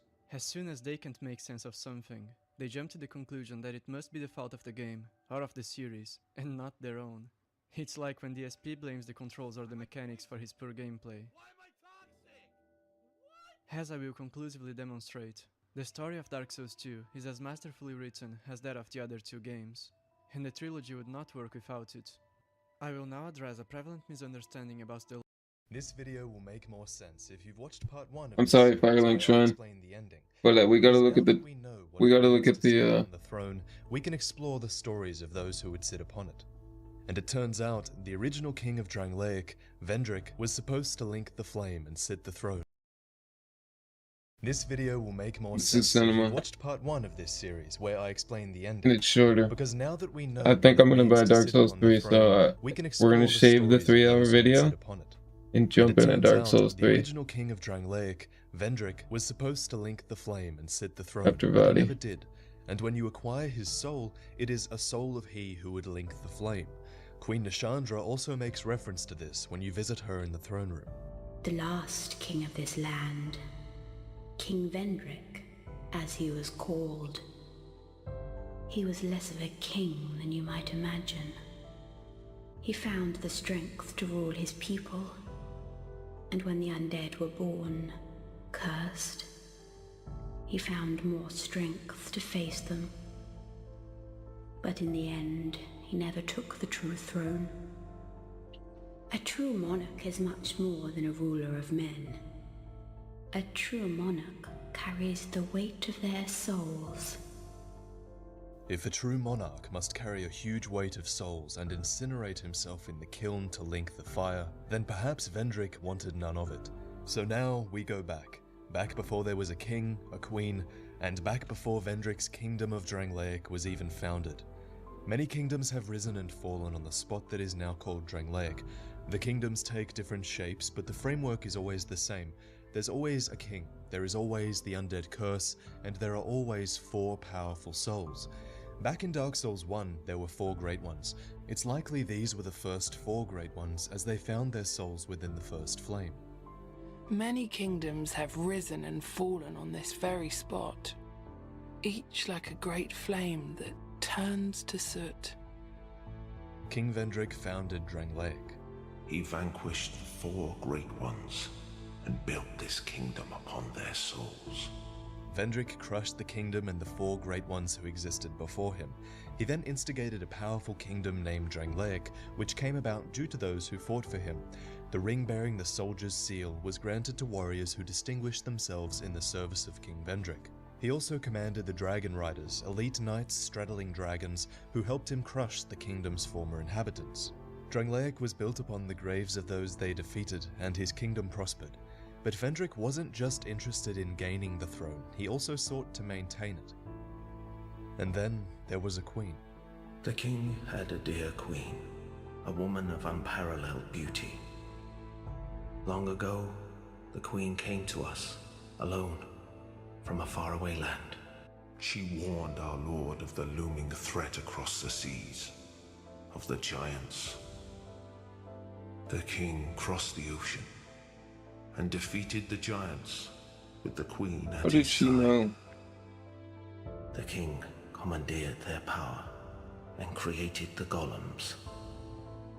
With the golems, the king created this castle to celebrate victory and to show his love, his gratitude to his queen.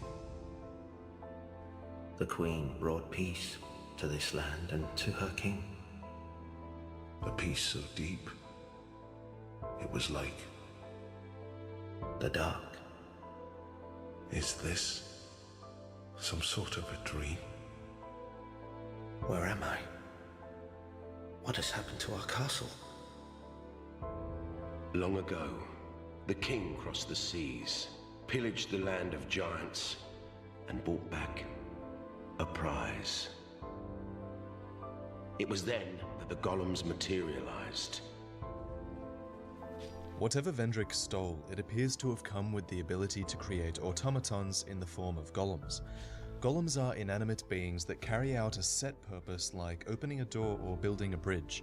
This purpose is powered by souls, so it seems as if the thing Vendrick stole from the giants allowed him to infuse things with souls.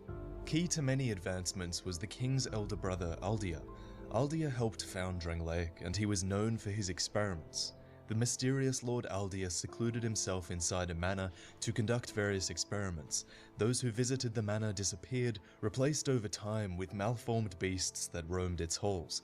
His discarded experiments are seen throughout the entire land of Drangleic, and I believe that when the kingdom encountered trouble, Vendrick turned to his brother for an experiment that might just solve his problem. After conquering the giants, Drangleic knew peace for a time. This peace was destined to be short-lived, for the undead curse had begun to appear in Drangleic. Vendrick was trying to find ways to fight the curse. Many of his actions and the structures and creations within the land seem bent towards this end. Like the rulers of Lordran before him, Vendrick was frightened by the curse, and unlike the lords in Lordran, Vendrick was human and susceptible to the curse, just like his subjects were. The origins of the curse is becoming known to us. The common trend between the two games is that the curse appears when the flame is fading. But Vendrick doesn't know this. Like the lords in Lordran before him, Vendrick assumed that the curse was almost like an infection, and he condemns the undead, imprisoning and exiling them. The Huntsman's Copse is evidence of this mindset. Undead hunts took place here before Vendrick's time, and these were led by the Old Iron King. Undead were corralled and locked away, but this solved nothing. Also, the Skeleton Lords were once charged with the capture of all undead, but even they were overcome by the curse. And lastly, the Executioner's Chariot was created only to torment undead, running endlessly in a loop and running the undead down over and over. And regardless of all this not working, when King Vendrick became ruler of Drangleic, he took similar measures to the rulers before him. Long ago, the dungeons overflowed with the accursed, and the king commanded a contorted sentry to deliver those with no cells to a faraway land, to make certain that they were never heard from again. We all fought the Flexile sentry, who waits in a boat outside No Man's Wharf. When the bell is rung, it signals that a new shipment has arrived, and the Flexile sentry comes in to take them away. The king also hired shadowmen to put down the hollows, but before long, they were hollowed themselves. And we see the Pursuer, which is a being without much backstory, other than his purpose to hunt down bearers of the curse and cut them down. During all this, Vendrick's time was running out. A powerful soul is like a curse, and Vendrick, king of Drangleic, used a powerful soul to keep the curse at bay. Soldan tells us that the curse is traceable to the soul. If the soul is the essence of life itself, then the real curse must be to walk this very earth. Vendrick is commonly touted as one who peered straight into the essence of the soul, presumably in an attempt to understand this curse. Vendrick and his brother Aldia began trying to discover the secrets of life itself. The malformed claws tell us this, saying that Aldia viewed the undead as key to this mystery. At some point, I think it's likely that they stumbled upon something that we know, but they didn't. That the curse of the undead seems to be tied to the fading flame. That previous kingdoms saw the undead curse appear when the first flame faded, or that a cycle was taking place where kingdoms were rising into an age of fire and falling into an age of dark. That there was almost some sort of fate involved. From item descriptions and from Aldia's creations, we can see that Vendrick and Aldia were trying to find a way to cheat fate. It looks like they were trying to find a way to preserve their kingdom, so that fate would not recycle their kingdom just like all the others. But how do you cheat fate? The seed of a tree of giants tells us that death is not the end, for anything that has ever once lived remains a part of a great cycle of regeneration.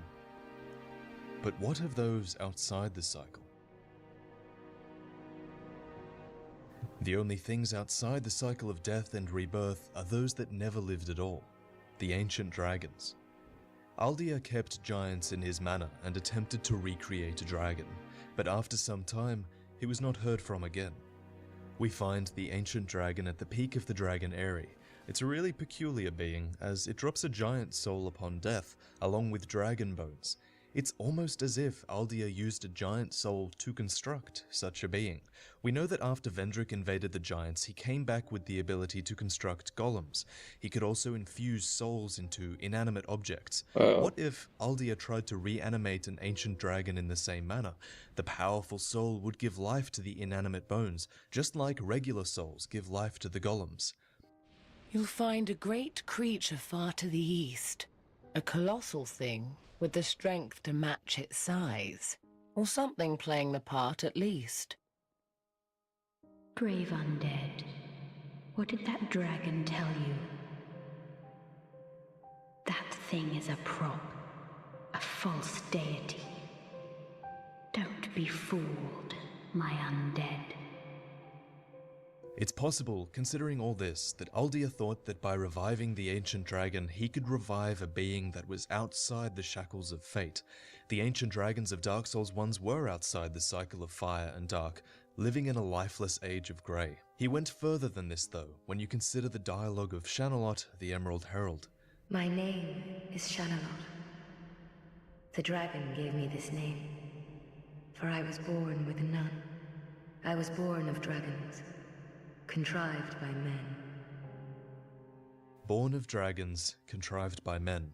It looks as if Aldia attempted to birth another Firekeeper, a melding of human and dragon in the form of Shanalot, the Emerald Herald, one who could break the shackles of fate itself and maintain the fires indefinitely. They say that she is the last Firekeeper, but they say a lot of things. But they failed. I did not come out as intended. Fate would not be bested, and men were cursed once again.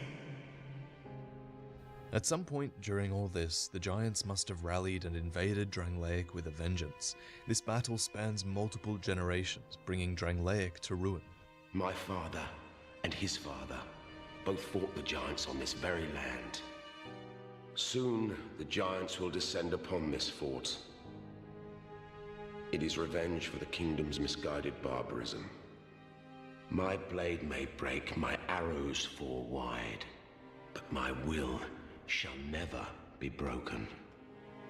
In the midst of this invasion, I think that King Vendrick had a chilling realization. Vendrick's attempt to create the Emerald Herald tells us that he understands a cycle is taking place, a cycle where kingdoms are born into an age of light and eventually descend into darkness. When the darkness comes, undead appear. So when he considers this, everything must have become clear. When someone like Vendrick considered where the darkness must have come from in his kingdom, he would have realized that it came to him long ago. This queen made him invade the giants. This queen got his kingdom into the state it was in, and this queen came before a darkening kingdom. When he considers this, everything makes sense. His wife, the queen, is a pretender and a manipulator. Slowly, she has grown closer to the throne of want, and closer to the first flame. We have no need for two rulers. Nashandra's want is the first flame, as it's called by the Emerald Herald, the Great Soul. And as we mentioned before, this is either within the structure at the end of the game, or embodied by it. And so now we come to understand the want of Nashandra. She wants access to the First Flame, and the Great Soul, which is an access only a King of Drangleic can give. If you proceed, Nashandra will come after you, knowing that you will take the throne and link the fire. She covets the First Flame and the Great Soul. Put Nashandra to rest. And then... But Vendrick's want was to deny fate. We see this in his actions, in the creation of the ancient dragon, and in the birth of his Emerald Herald. We saw it as he hunted the undead, and we see it within the experiments of Aldia's Keep. And finally, we see it in his soul, the soul of he who would link the fire. King Vendrick refused to open the door to the throne, and he refused to link the First Flame with his own soul. This is the First Flame that Nashandra wants so badly. The flame. The flame. Souls. More souls. Nashandra is characterized by her lust for power. Every fragment of her being is bent towards this end. Her origins are shrouded in mystery to the main characters of Drangleic, but we learn of her origins once we obtain her soul. I don't know if you've read it, but her soul states, Nashandra was born of the dark with an insatiable lust for strength. The Bow of Want, formed from her soul, tells us that when the Old One of the Abyss was destroyed, his soul split into minuscule fragments, and these were spread across the land. The Old One is Manus from Dark Souls 1. This is confirmed by the official guide. Manus was responsible for the spread of the Abyss in Dark Souls 1, an ancient being characterized by his lust for his lost pendant. So similarly, Nashandra is driven by her lust for power. The Bow of Want description tells us of how the smallest of these pieces of Manus, sensing its own fragility, yearned for what it lacked. precisely due to its size, the smallest piece of Manus was the first to restore its form. A form that looks remarkably like Princess Dusk, who Manus stole from Ulasil, but that's a topic for another day. We can't be sure how Vendrick realizes this, but when he recognizes Nishandra's true nature, he must give up on cheating fate. He accepts that the curse will take over his flesh and his mind, but his final act is to deny his queen. King Vendrick prepares all the pieces of the puzzle and makes his move. Whatever the cost to him, his queen will not ascend the throne. And so, let's work backwards from the throne, and let's finally see how Vendrick set up the barriers to Nishandra's rule. The giant's kinship grants access to the throne beneath the castle. Why we need to be of giant blood to ascend the throne is a topic we'll hopefully understand soon, but note that the throne has a human-sized seat carved into a much larger throne. We find the giant's kinship within the memory of Jay, a giant who fell in the final battle with Drangleic, where the Giant Lord was present. The Giant Lord was eventually defeated by an unnamed hero, and we take their place inside the memory in order to obtain the giant's kinship. The memories of the giants can only be accessed once you have obtained the Ashen Mist Heart, which requires the blessing of the ancient dragon hidden deep within the dragon shrine. Such a thing cannot be taken by force. Mist is associated with time travel and space, and it's also associated with the ancient dragons. So it makes a degree of sense then that the false ancient dragon should have the ability to give you something like this. Something to access the memory of giants, something to get the giant's kinship, and something to let you access the throne. The doors to all of these things only open when one wears the king's ring. The king resided in Drangleic Castle with his queen, but eventually retreated deeper within it with his ring. I imagine Vendrick traveling with his trusted protector Velstart deeper into Drangleic Castle. He assigns the Looking Glass Knight to overlook the entrance to Armana. Fearing something wicked, the king fled the castle and never returned, but his warrior, forever true to his command, stands ready to expunge those who would challenge him. So the king traveled to his Shrine of Amana, which exists below Drangleic Castle. Its purpose, I believe, is to repel Nishandra. Within it are the Milfinito, who sing to bring comfort to those bound by death and dark. When we sing, the little ones dance. The little ones grant comfort to those who bear death and dark. The little ones are the fireflies. While the Milfinitos sing, the fireflies gather around those bound by death and dark, rendering them passive, docile, and inert.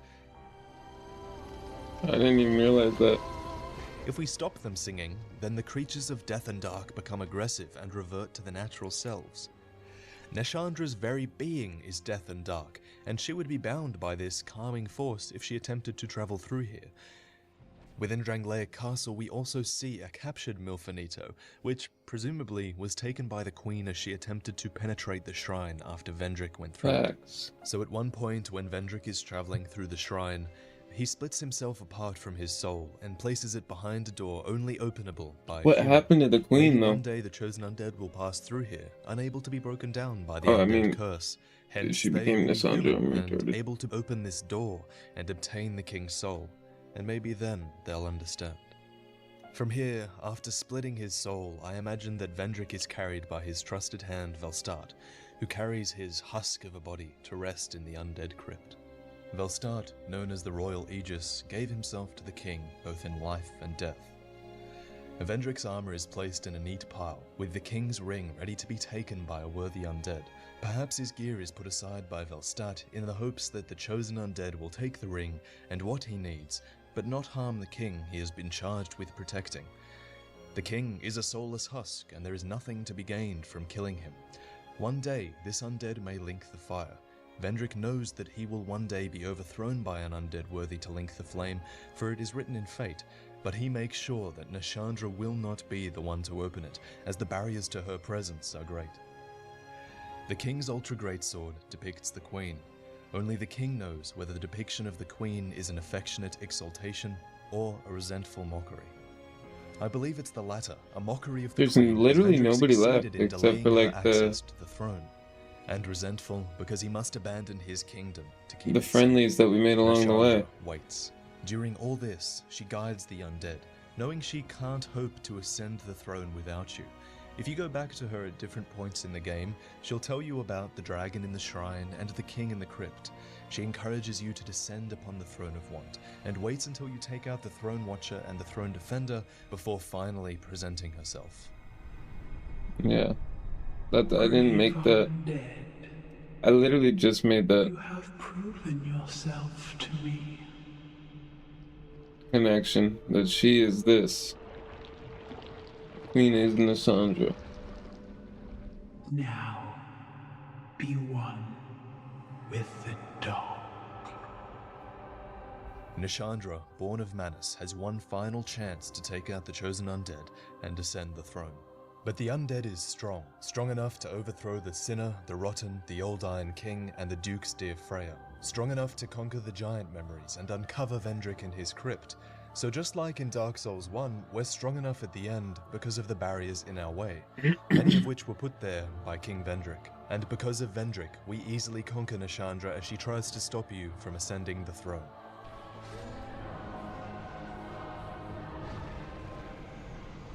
Hope you enjoyed these two videos, guys. These two took a long time to research and make. That's good. Really good.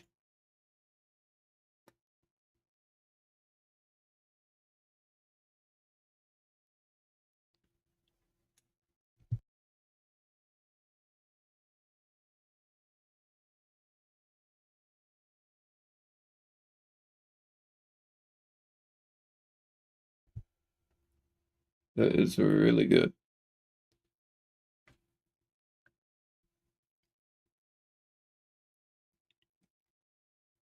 Let's go back to get just fully primed. When you finish the game, you have a lot of questions. Who are the giants? What did King Vendrick steal from them? Why does Nishandra need you to open the door to the throne? Why does the Emerald Herald want you to ascend the Throne of Want? Why doesn't Vendrick sit upon the Throne of Want? What is the Throne of Want? Now, all of this is really overwhelming, I know, but by the end of this video, you should at least understand my interpretation of events, and this can serve as a really good framework to build your own theories from. So, I'm going to start at the end and work my way backwards. Now, this might sound strange, but there is a reason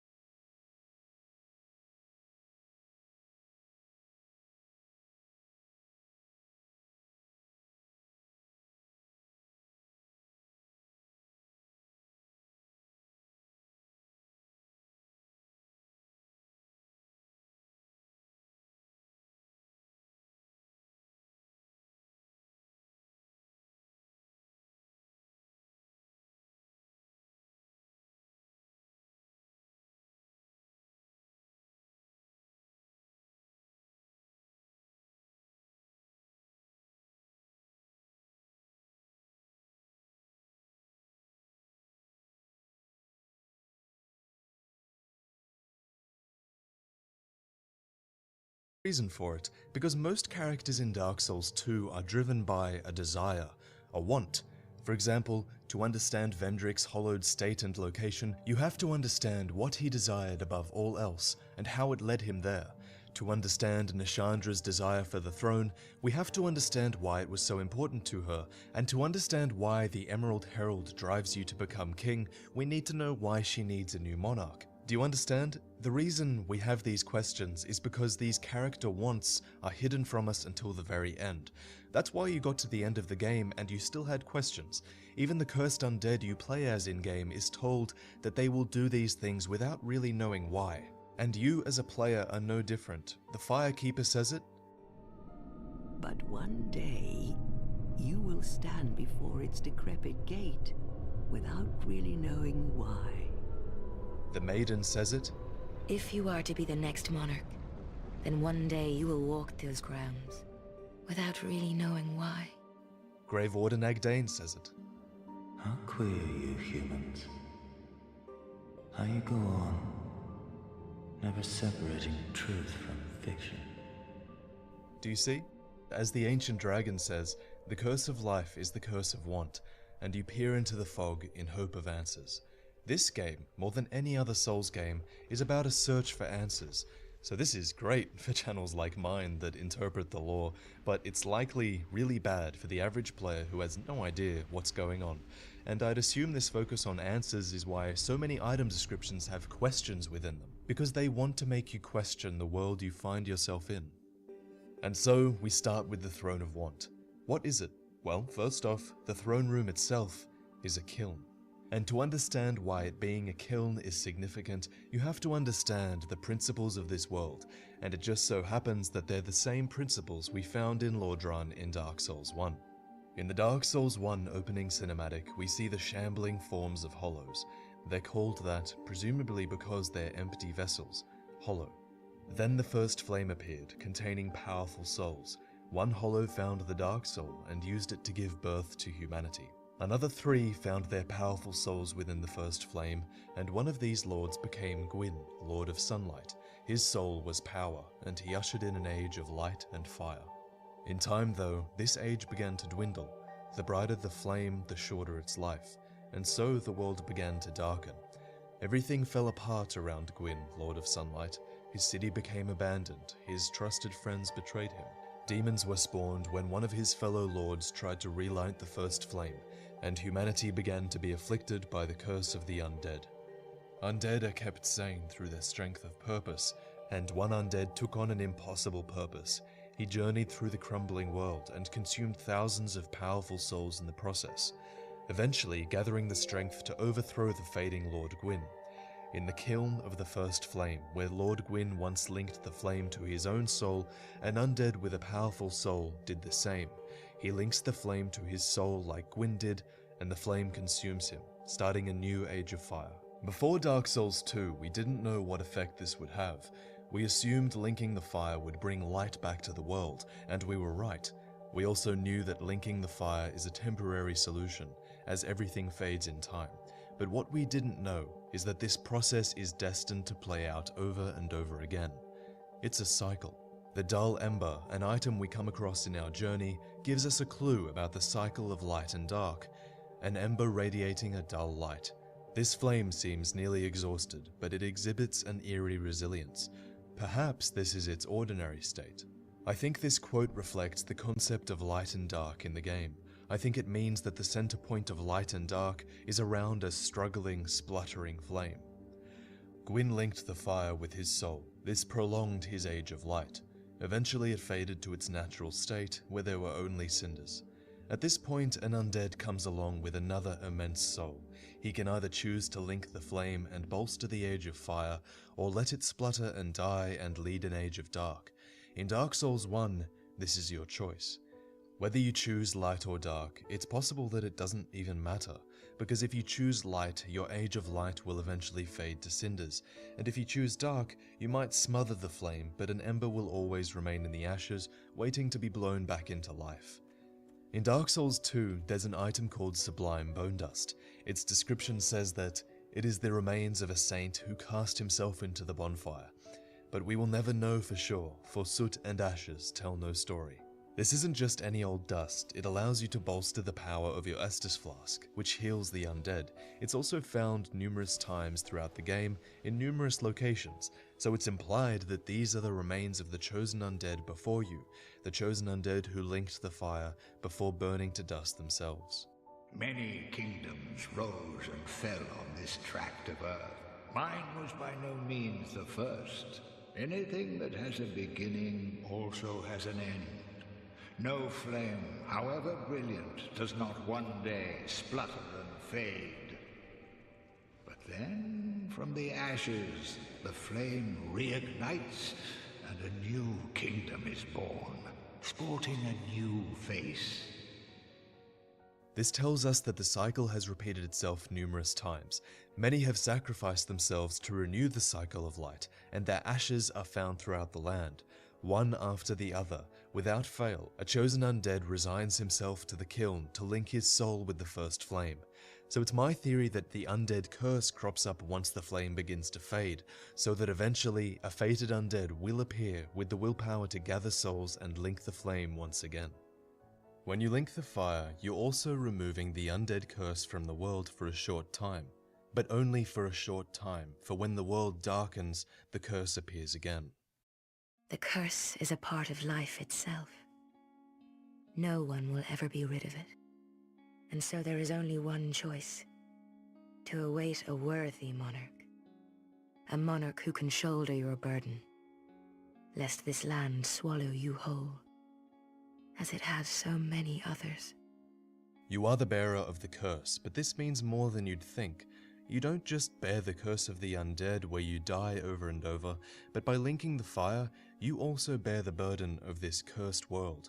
You are the worthy monarch who sacrifices himself so that humans can die instead of going hollow. Why do humans go hollow? Well, do you remember the hollows from the Dark Souls 1 opening cinematic? That seems to be their natural state. Some of these hollows found humanity in the first flame and became human. Reverting to your hollow state doesn't seem that unnatural when you consider that, does it? So as I said earlier, remember the throne room you enter at the end of the game? Look at the design, it's a kiln. Just like the kiln in the first game, it exists to house the first flame. A kiln used to change the form of something with heat. The throne and the room itself is covered in ash, and as you enter, the Emerald Herald tells you that you can link the fire, should you choose to do so. The giant's kinship reads, "Each king has his rightful throne, and when he sits upon it, he sees what he chooses to see. Or perhaps it is the throne which shows the king only what he wants." So this is the effects of the ending. For now, simply know that it represents another cycle taking place. You are sitting upon a throne, and the throne is but a symbol of power and choice. The power and choice that lighting the first flame gives to you, as you can decide how to reshape your world. The Emerald Herald says that once the fire is linked, the souls you've inherited will flourish anew, and inherit new bodies, and all of the events that just occurred will play out again.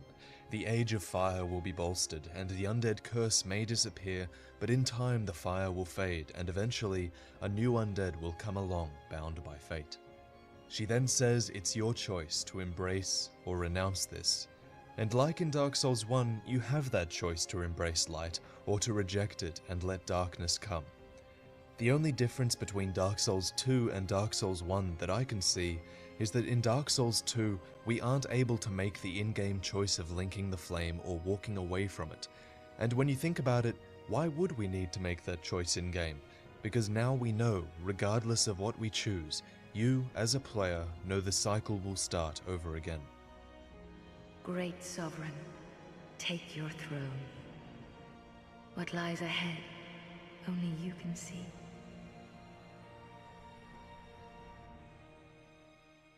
Now that you know what the Throne of Want represents, Good. you can really understand the stories of those who would sit upon it. So click here. Why did you come to Drang Lake? It wasn't to sit the throne, and you knew nothing about linking a fire. You didn't come here to become the next monarch, nor did you come here to unite the crowns of past kings. We came here because of what we lost, memories long ago of things that were important to us, a woman, a child, a home. These represent a life that we no longer have. Once cursed, you lose everything. No one seems to know the origins of this curse, but no one seems to particularly care about it either. All they care about is a cure, and that's where Drangleic comes in, because Drangleic is a kingdom rumoured by many characters within it to have this cure. As we travel through Drangleic, we become so embroiled with the stories of the people we meet and the land we explore that most people actually forget why they're there. Did you forget? Because if you did, that's rather the point. You forget, just like your character did. All this talk of kings and queens and thrones and whatnot, it's enough to confuse anyone into forgetting. But I'm reminding you why you're here, because of what happens once you've completed the DLC and what happens once you've gathered the crown of every king. When you return to Vendrick, a short cinematic plays where he restores the power of the crowns. You might not have noticed this, but while wearing a crown from this point onwards, you're completely immune to the effects of the curse. Simply put, you'll no longer hollow upon death. Your body will not decay, your mind will not fade. From a purely selfish point of view, you have essentially found a way to deflect the undead curse. But there's a really important distinction you have to make here. Wearing the crowns isn't a cure for the curse, it's treatment. It helps you with the symptoms, but it's not a solution. A cure for the curse means to become truly human, to live out a lifespan and die. That's what it means to be human. You know why we haven't cured our curse yet? It's because our character keeps respawning when he dies. The developer kind of needs this gameplay mechanic, so don't expect to get cured anytime soon. To be undead is to be undying, and as you die over and over again, you forget what it is to be human. This process is called hollowing, and it continues until you become completely hollow. And just to be clear, that's hollow with a capital H, because once you become completely hollow, you can never attain your humanity again. Undead are called fateless by everything in the game because they're all destined to go hollow eventually. No other fate is allowed to them, but you're different. Are you the next monarch? Or merely a pawn of fate? I believe all undead are pawns of fate because they're destined to hollow. The Herald makes this distinction between the next monarch and pawns of fate precisely because whoever is a true king does not hollow. Whoever unites the 4 crowns of lords long past will still be undead, but now they can cast off the shackles of fate and create a future that doesn't end in you turning into beef jerky. And you might be thinking, great, this is a blessing. I can live forever and not feel the effects of hollowing, but think about how this would play out in reality. Imagine being immune to the curse in a world filled with cursed people. In true Dark Souls fashion, you've been given a solution that involves watching everyone around you and everyone you love fade into insanity. You're the one sane person in a dying world. You alone have found the one thing that all cursed undead in Drangleic are craving. Think about Lucatiel, who ends her journey just a few short steps from her brother, a woman who fully expects to go hollow. Lucatiel is just one of many humans who came to Drangleic precisely because they heard there was a cure here. And they were right, though the rumors made it sound way better than it was. There is a way to avoid hollowing in Drangleic, and we've found it. But the tragedy is, it's not a cure, and it only helps one person. This highlights how little we know about the curse, the cycles of kingdoms, and the nature of light and dark. Before we found the crowns, our motivation was internal. We wanted to stop hollowing. We wanted to stop losing memories of loved ones or things we cared about, and that's why we came here. But now that we've found the crowns, don't you feel like all of a sudden our motivation is focused externally? We're forced to seek answers from the world itself. Why does the curse exist? Why is history repeating itself? Why are katanas still so overpowered? Now that we have the crowns, we finally have the power to fight the undead curse indefinitely. And in my opinion, anything in the series from this point onwards should revolve around that singular fact. Find the crowns and your own answers. There are 4 lords in Dark Souls 1 who found 4 great souls of power within the First Flame. Nito, Gwyn, the Witch of Izalith, and the Furtive Pygmy. Each of their souls are found within Dark Souls 2 as well, They're called the Souls of the Ineffable, too extreme to be described. Each of them says in their description that they continue to exert influence over the land, even though they're just remnants of once great souls. The key phrase is exerts influence over the land.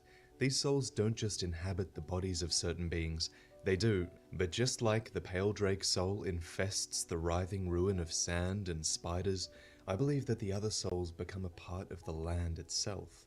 What if, long ago, a chosen undead carved all the souls from these beings and put them in a lord vessel created to hold souls?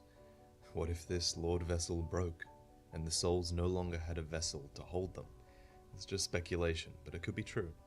The king unites his kingdom, and the crown is his symbol. I believe the crowns hold the strength of lords from Dark Souls 1, a power carried into the kingdoms these kings inhabit, and since the crown is a symbol of a kingdom, it could hold their power. The sunken crown would contain Nito's power. This king ruled far underground in a kingdom lost to toxicity. It lies behind the Rotten, who is an amalgamation of humanoid things, just like Nito is an amalgamation of skeletons. It has his characteristics. The Iron Crown would contain Gwyn's power.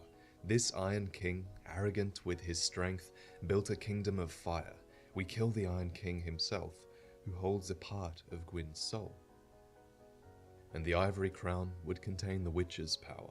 It's from a kingdom that fought and protected and possibly created a powerful flame of chaos.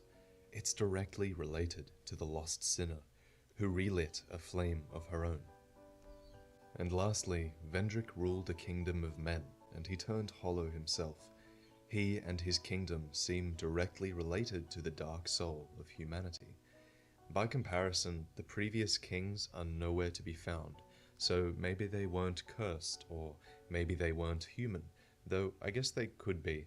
You could argue that all kingdoms had humans within them, but it is interesting to note that there are more references to the undead curse in Vendrick's kingdom, as well as his kingdom only containing human-sized humans, where the other ones contain taller humanoid creatures. I don't know what to call them. It's always best to ignore size in Dark Souls lore. It seems to be an indication of power more than anything else in this universe.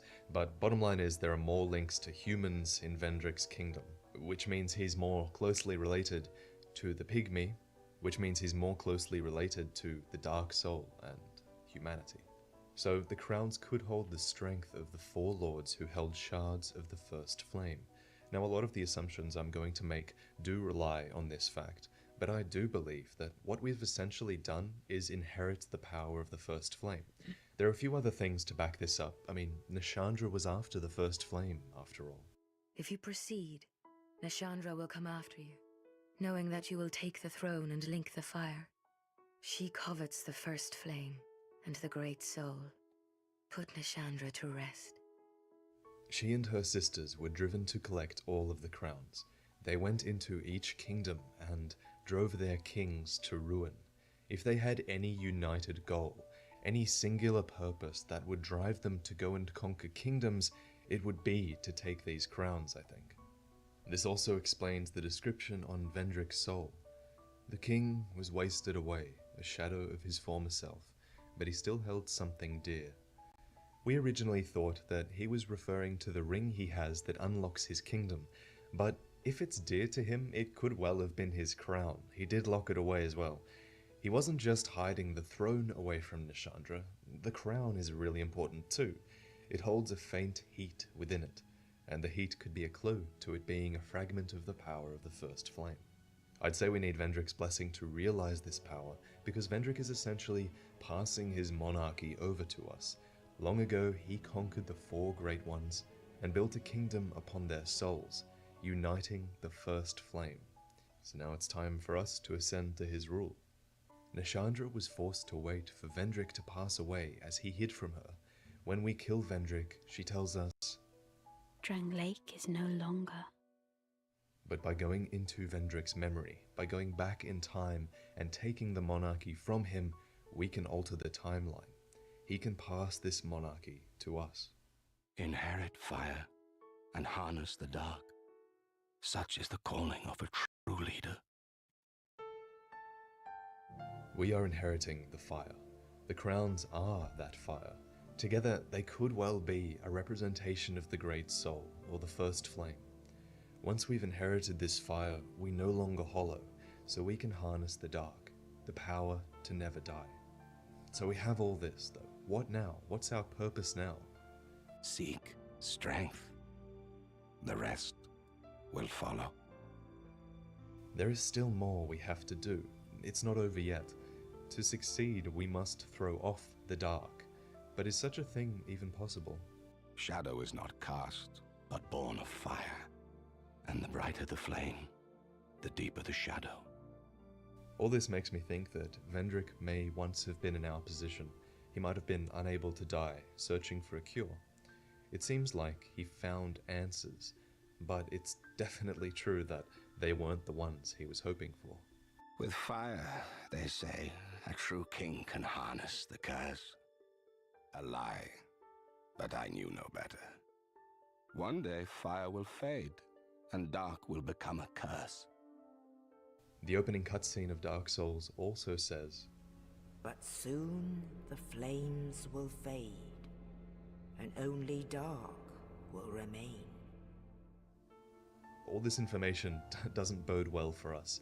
Eternal darkness seems to be that one conclusion most characters with more knowledge than us come to. That's not good. Men will be free from death, left to wander eternally. To wander eternally and to be free from death. That is essentially to be hollow. In fact, some argue that this is the original state of all humanoid beings.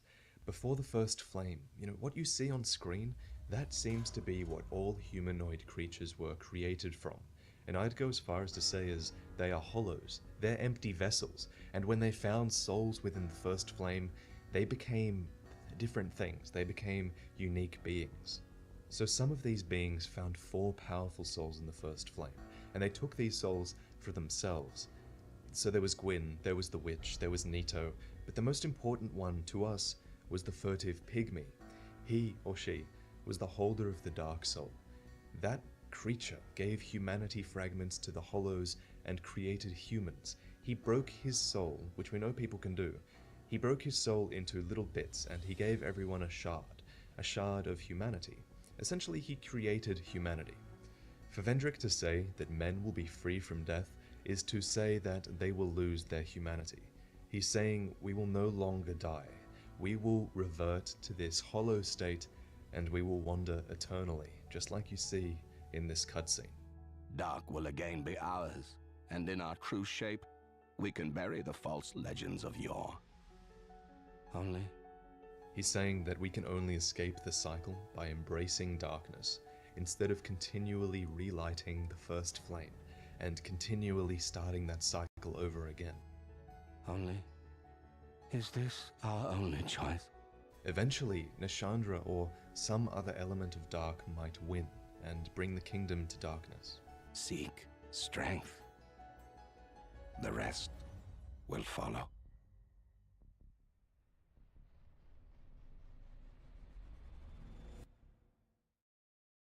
A king sees what he chooses to see, and just like in Dark Souls 1, do we embrace dark and allow the queens to win, or do we fight it to relight the first flame? The fire can give comfort, but it can burn like the flame of chaos did. Just so, dark can represent hatred and lust for power, but there are examples of tranquility and forgiveness within it. So, are you fighting against a side, or are you fighting to show that humanity can be the best of both? So that pretty much does it for my speculation. I really want to end on this one final note. Something doesn't feel right with the way the DLC was ended. Now granted, it's not like From to do a huge, dramatic ending that explains everything. But even so, it makes little sense from a gameplay perspective. Why give players power over hollowing if you're not giving them anything else to fight? From Software often makes their point through gameplay, and from a gameplay perspective, this ending was lacking. We were all hoping for that huge fight with Manus, or the discovery that Shanalot was our queen. Some twist, Speaking of which, I want to talk about Shanalot. So put your conspiracy hats on, because Alsana, Alana, Nashandra, Nadalia, All these queens have the na sound in their name, including Shanalot. I'm not saying she's our queen, guys, but come on, she's totally our queen. The connections just keep happening. When you also consider that Alsana says, My sisters are as a thick dark, their lust for souls insatiable. this kind of makes you think, oh shit, I've been giving the Emerald Herald my souls for the whole game. Anyway, that's enough Emerald Herald speculation. I love doing it. So take off your Shanalot conspiracy hats and put back on your DLC speculation hats for a second, because I'm not done talking about the potential of there being more DLC. There's still a fair bit left in the game files we haven't seen, and From Software intentionally calls the Ivory King DLC the final chapter of the Crown's trilogy. They don't call it the end of Dark Souls 2. If I was to guess, I'd say that there's more DLC coming, although I'm not 100% sure, obviously. Collecting all 3 crowns wasn't a conclusion from a lore point of view, and even from a gameplay point of view, it wasn't conclusive either. If there was nothing left to fight, why would they give us the power to resist hollowing, you know? And also, if Dark Souls 2 ends here, what kind of stage does this set for Dark Souls 3, considering our main character in Dark Souls 2 has inherited the power to exist throughout timelines? That would be a really weird premise to start Dark Souls 3 on, although it could still be done. You know, your character could become the big bad boss, or your character could become a legend or something like that. But yeah, even Vendrick's last piece of dialogue seems to be a clue. The rest will follow. It might not happen, guys, but I got a feeling. The DLC was damn good for the price as well, and if the team hasn't moved on to Bloodborne, then I really do expect more out of them. The biggest question I have, if there was more DLC, is how is their timing going to work? Considering that there's a release of Bloodborne coming in February. That's the most confusing thing to me. It's not really gonna be easy to balance these 11 two years. series and make sure one doesn't eclipse the other, you know? If you enjoyed this video, you should check out my Patreon page. I have a small community over there that I'm actually able to handle and keep in touch with, and they're allowing me to continue doing what I love. So I'm so thankful. Yay.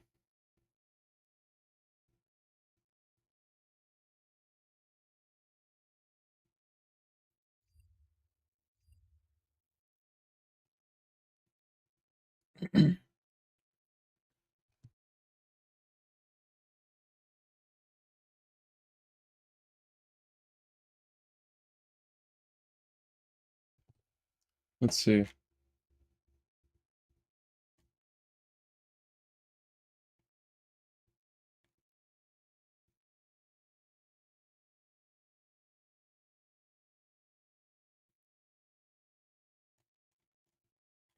"9 days old cinema," maybe. Let's see. Dark Souls 2 is the most controversial game within the Dark Souls trilogy, Give often buddy a cited as sub. the Shout black out to sheep bro. of the family. People have their grievances, ranging from things like game mechanics all the way to world design. But one thing I do not always see brought up is the story of Dark Souls 2. Because, when we peel it back, this game has several storylines that all intertwine to tell us something truly special. A story that might get lost in the nitty-gritty of debating over enemy placements. We may discuss game mechanics and world design in this video, but I want the focus to first and foremost be on the story. Dissecting Dark Souls 2 gameplay has already been done a million times, so the question I want to ask is this. Underneath all of the gaming aspects of this product, what is the game actually trying to tell you? As I see it, there are 3 stories related to this game I want to dissect in this video. There is a 4th, which is the story of the game itself and its lasting legacy, but we will rarely get into that in this video. The first story is the actual storyline of the base game, the story of you, the bearer of the curse, journeying to sit on the throne of want and link the fire. The second is the story of the DLCs and the remnant of Manus. The third is the story of the undead.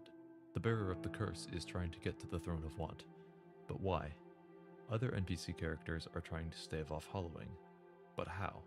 Let's get into these stories as they are presented in a typical playthrough.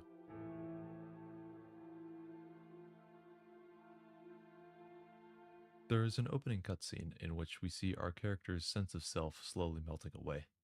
The life we once lived and the family we once had slowly melts away as the curse of the undead takes hold of our mind.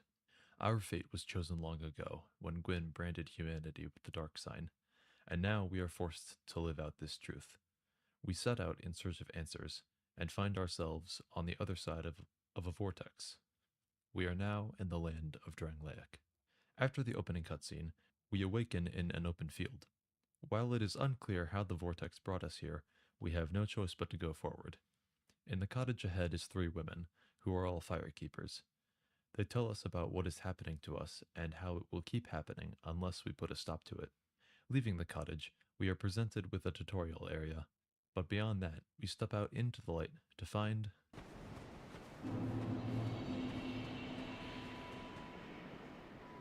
Dark Souls 2 may get a bad rap, but Majula feels almost universally loved by everyone who has played this game. The area is just so peaceful, which is something you may not expect from a Dark Souls game. While I do not intend to draw too many comparisons to Dark Souls 1, I will say that this area evokes similar feelings of safety that Firelink Shrine does. Where I think Majula differentiates itself, though, is how it feels more like an actual home. People actually live here, and it makes the world feel even more alive. Even more than that, people we will meet as I we really like progress will Majula. set up a permanent shop in Majula to make it a home of their own. We then talk to this woman, the Emerald Herald, who tells us if we want to succeed King Vendrick and sit the throne, we will need to dispose of 4 Great Ones, beings with particularly powerful souls. Hey, this sounds familiar. From here, the path opens up to us, and we can tackle any of the Great Ones in any order, but I already know which one I'm going for. The first path we take is to an area called the Forest of Fallen Giants. Though our character does not know it, we are going after a being called the Lost Sinner, so we need to get to the Lost Bastille. While we run there, let's do a quick check-in on our stories. Story number 3 will be going on the back burner for right now, as our character's purpose is taking out the Great Ones in order to get to the throne. Story number 2 will remain on the back burner until we get to the DLCs, so we will have a little bit.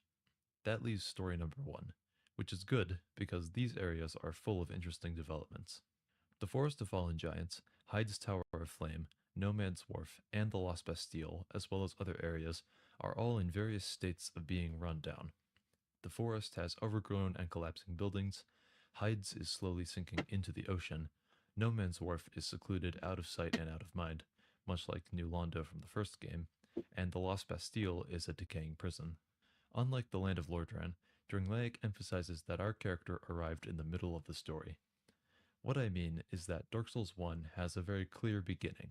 Age of Fire happens, flame begins to fade, Gwyn sacrifices himself to prolong the age, fire begins fading again, we come in. For Dark Souls 2, we showed up in the middle of Drangleic's story. We have no idea how long this cycle of the Age of Fire has been going, we have no idea what occurred to cause this destruction, at least not yet. In the Forest of Fallen Giants, there are trees that seem to have grown either inside or around the corpses of giants. The boss, the last giant, becomes enraged at seeing us enter his arena, enough to break the restraints, implying there is some sort of hatred there. One of the bosses in Hyde's Tower of Flame is literally Ornstein from Dark Souls 1. My point is, something happened before we arrived in this land, and these opening areas on the way to the Lost Sinner demonstrate that very well. On top of that, one of the other early bosses is called the Pursuer. We will see this guy throughout the game, but he seems to be hunting us. While some people may criticize this as the game throwing you into the deep end, I think it shows the world is its own entity outside of you. Drangleic did not start or stop because you showed up. It continues on whether you are along for the ride or not, so you better get moving. After moving through all of these areas, we finally reached the Lost Sinner. She locked herself away for the sins she has committed. We may not know what they were, but we do see that she has a chaos bug lodged in her eye socket. One of the chaos bugs we saw in Lost Izalith in the first game. Keep that detail in mind. We'll talk about it after we visit the other 3 Great Ones. Once we defeat the Lost Sinner, we obtain her soul and can return to Majula. With one of the 4 required souls obtained, we have a few choices of where to go next. By this point, you'll probably still die if you try to jump down the hole in the center of Majula, so we will need to look elsewhere. There is a cleric that we met in Hyde's Tower of Flame who will open a door for us in return for some donations. This opens the path to the Huntsman's Copse. which will ultimately allow us to take down the Old Iron King. This place is also where a few of the stories begin to overlap. The reason this place is called the Huntsman's Copse is because the Old Iron King would deploy his forces into this area to hunt the undead for sport.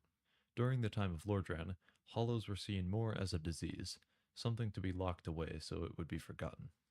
But by the time of Dark Souls 2, some see the undead as truly lesser beings, nothing more than animals or props used for entertainment, as is seen in the Executioner's Chariot boss fight.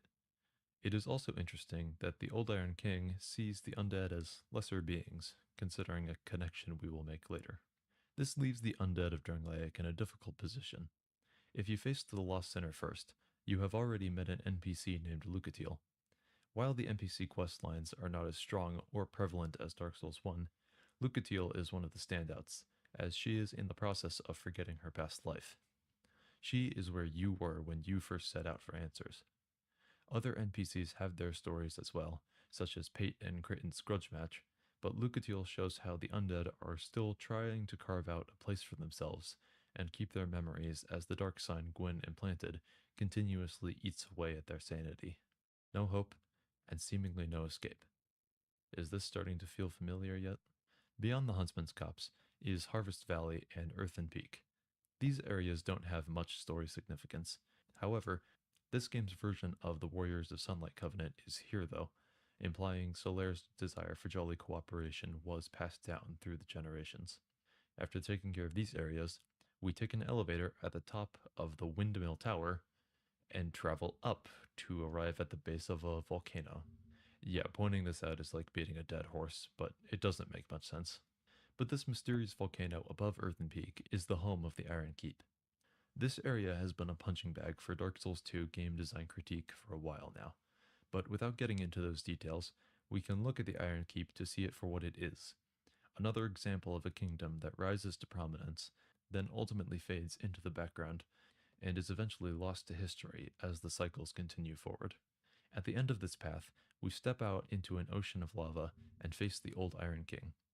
Remember the chaos bug the Lost Sinner had? Well, also add to that list of things to keep in mind is the fact that the Old Iron King resides in a pool of lava where he found his great soul. 2 down, 2 to go.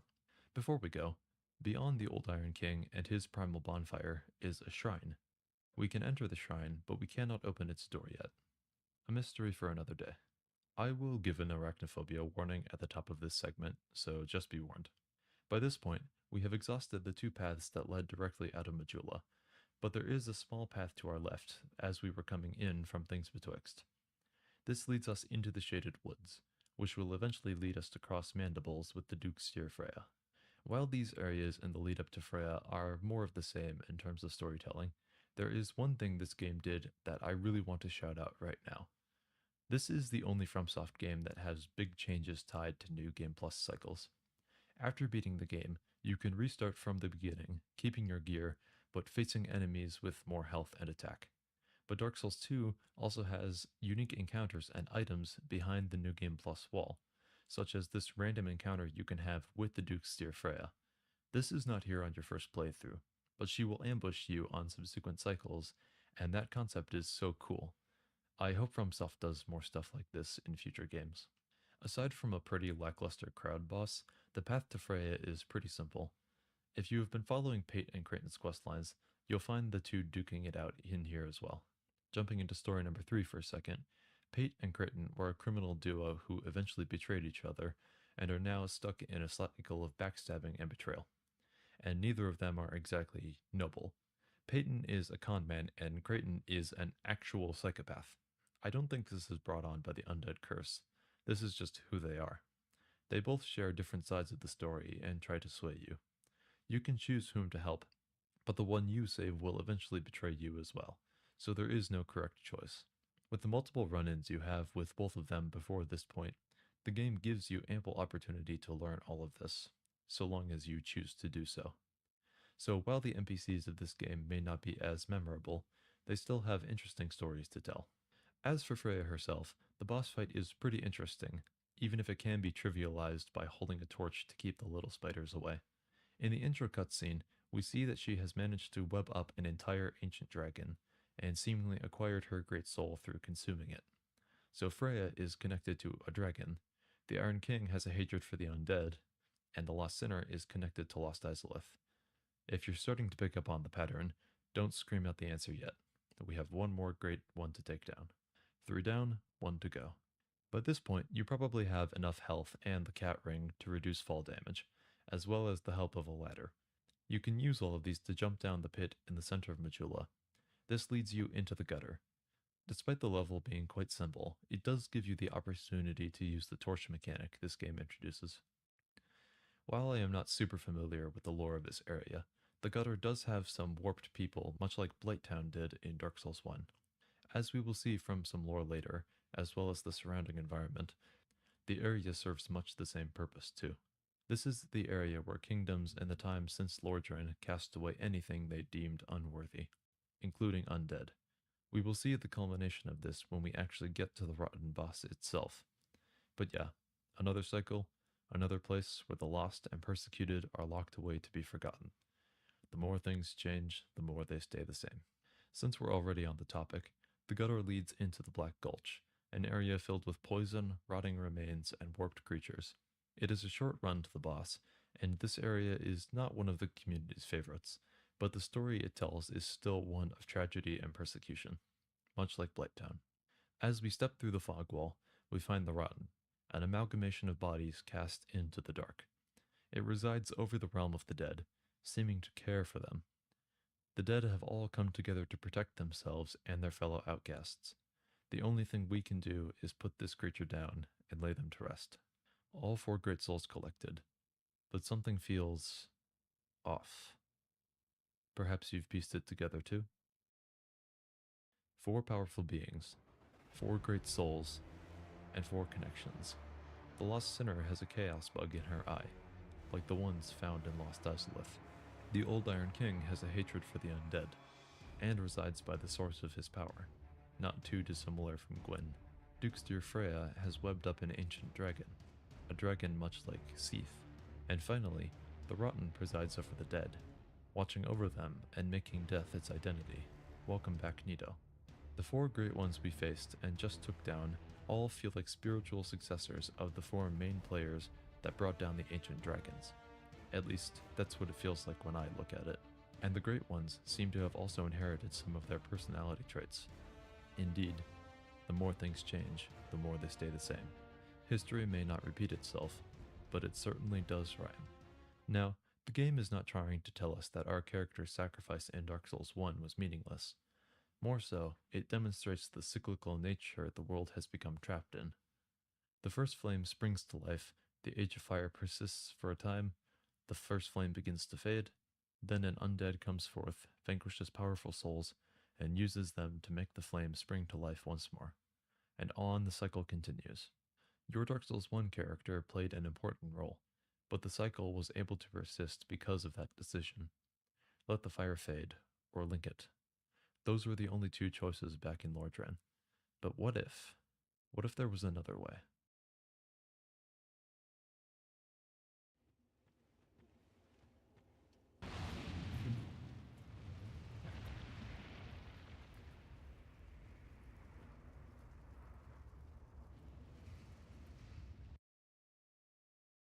Meet Aldia. After defeating all 4 Great Ones, the game throws you a curveball with Aldia. As the brother of King Vendrick, Aldia imparts wisdom onto you, and also tries to help you see the meaninglessness of trying to be another undead trapped in this cycle. He is surprised that an undead has gotten this far, as that has not happened in a while. He urges us to continue our task. By finding King Vendrick, he will be able to help us with the undead curse. You may have been too distracted by the jump scare that occurred when trying to activate the primal bonfire, but behind Aldia's sudden entrance, the game presents you with another choice, even if you may not realize it yet. Beyond this primal bonfire is another shrine, like the one we saw behind the Old Iron King. This one is also locked, so we will need to come back later. But now that we have acquired the 4 Great Souls, our own soul is strong enough to enter through the Shrine of Winter and make it to Drangleic Castle. This is King Vendrick's seat of power, but the king has not been present for some time. Inside, we find a ghost that gives us some backstory and helps fill in our questions from story number 1. He tells us how King Vendrick met the queen of this land, Nashandra, and she warned him of an incoming threat, the giants. Urging him to strike first, Vendrick attacked the giants preemptively, and ultimately it sparked a war. Well, that explains the giant corpses and the last giant being chained underground. But then, Vendrick discovered Nishandra's true intent, and he hid himself away to keep her from the throne of want. So now we have a few more questions. Namely, what is Nishandra's nature, and where will we find Vendrick if he isn't here? As we journey through the castle, I finally get my armor set for this playthrough, and we continue to eventually find Nishandra sitting on her throne. But it feels a little strange. There is a feeling only felt once before, back in Ulusil. Why is a feeling associated with Manus also evoked around the human queen, Nishandra? Nishandra also encourages us to go find Vendrick, which seems a little odd, considering what was just learned about her, and that feeling that was just evoked. She also reveals to us that Vendrick never took the true throne, in referencing to sitting the throne of want. So he is much like us, as he technically is not yet a true monarch. Nishandra points this out by saying there is not a need for 2 monarchs. You know how in Dark Souls 1 you keep saving Siegmeyer and getting worried something bad is going to happen? Yeah, I'm getting that feeling again. Nothing we can do about it right now, though, because at the end of our journey through the castle is one of the coolest bosses in this game. The Looking Glass Knight may be another one of the many dudes in armor bosses that Dark Souls 2 tends to get flack for, but this dude is awesome. He has a super cool set of armor, can summon lightning into his sword, and wields a shield that can summon allies to help him fight you. In terms of the lore, he is here because he was initially a rite of passage for hopeful knights, but nowadays he is here to keep people from pursuing the runaway king. This is our first clue as to Vendrick's thinking. He does not want to be found. Why else would he put himself behind the Looking Glass Knight, and then at the end of one of the most infamous areas in Dark Souls 2? The Shrine of Amana is commonly cited as the worst area in Dark Souls 2, and is often where people point to when they want to point out Dark Souls 2's design flaws. In a sense, I don't blame them. The enemy ganks can get out of hand pretty quickly if you're not careful, and these homing soul mask dudes will snipe you from across the map if you are not paying attention. But take note of what I just said. If you're not careful, and if you're not paying attention. It may just be a me thing, but I have never had too much trouble with this area. To get a bit into the history of this game, I think the main thing that makes this area difficult for people is not properly spacing and picking battles. My best guess as to what the devs were thinking when designing this area is to have you go slow and pay attention. These are lessons Dark Souls 1 and 2 have taught you up to this point, but this is a late game area, so the punishment for not following the lesson is much more severe. As for the area itself, the shrine is the path those knights that bested the Looking Glass Knight were meant to take. The area itself may not have always been in ruins, but it was always meant to be a test. To become worthy of entering the undead crypts, or in our case, seeing King Vendrick, you need to best the Shrine of Amana first. And it also seems Vendrick wants this to be a difficult task, as there are a lot of knights in the area to guard their king. The cap of the area is this strange demon frog. I don't really know what this thing is. Maybe it's a guard placed by Vendrick. Maybe it was the metaphorical dragon the knights were meant to slay. Maybe it just moved in. I'm not entirely sure. But with the Shrine of Amana conquered, we can get to the crypts and...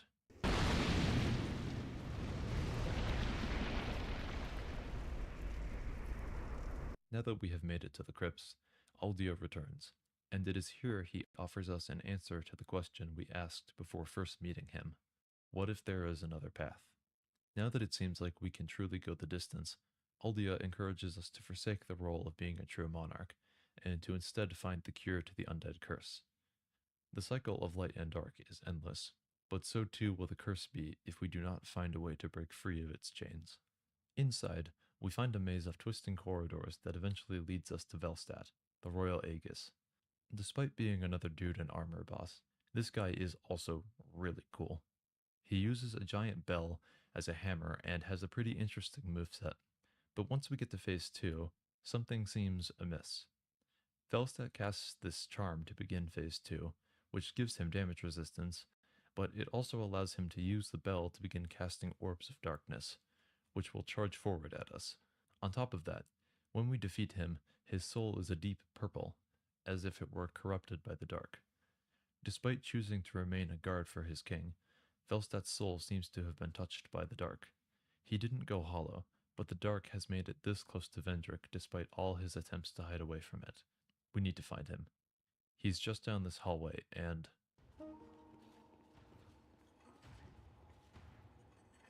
Vendrick. He went hollow.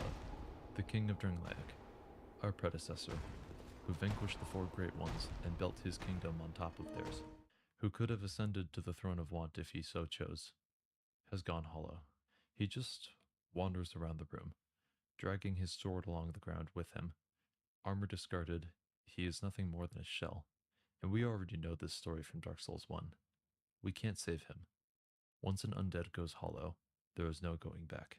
If even the king isn't safe from this curse, what chance do we have? All we can do is grab the king's ring from his pile of armor, which will allow us to walk the path Vendrick did not, and we leave him. With the ring in hand, there are several doors that are now open to us. The one in the shaded woods is our first stop, as that opens the way to Aldea's Keep. If the shock of discovering Vendrick went hollow wasn't enough, this is where you can meet Lucatiel one final time, if you've been following her questline. Over the course of the game, we have interacted with Lucatiel and discovered she's starting down the path of going hollow, as she begins more and more frequently forgetting things, much like how the memory of our family melted away at the start of the game. She tells us in this final meeting that she does not want to forget us. But there's nothing we can do. This is what we're searching for.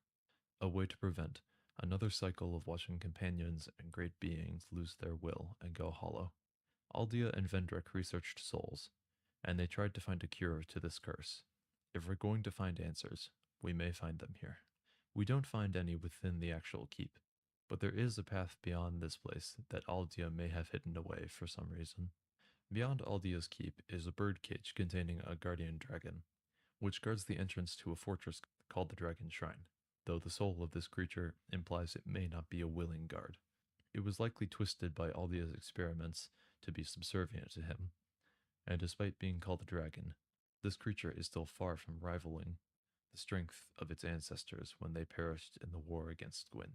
Once we take the elevator past the Guardian Dragon, we arrive in the Dragon Eyrie. Here we meet the Emerald Herald again, and we also learn that she has actually been here this whole time. The version of her in Majula is just a projection, and she has been guiding us on this path so that we can free her from her bonds. We will learn more about her later, but the Emerald Herald was meant to break the undead curse, though she ultimately failed, and has instead been guiding us to the Throne of Want, so we can end the undead curse by succeeding King Vendrick. But can we actually end the curse by sitting the throne? This cycle has played out for who knows how long. There were undead in Lordran, and there are undead here. Linking the Flame did not change that. But once we get past the bridge and up to the Dragon Shrine, Aldea jump scares us again to tell us there may be another way. He presents us with a third path, one that may transcend the choice of light or dark that has played out before. He does not I didn't know what the that third was path Aldea. is, I but never we know got his it name. exists.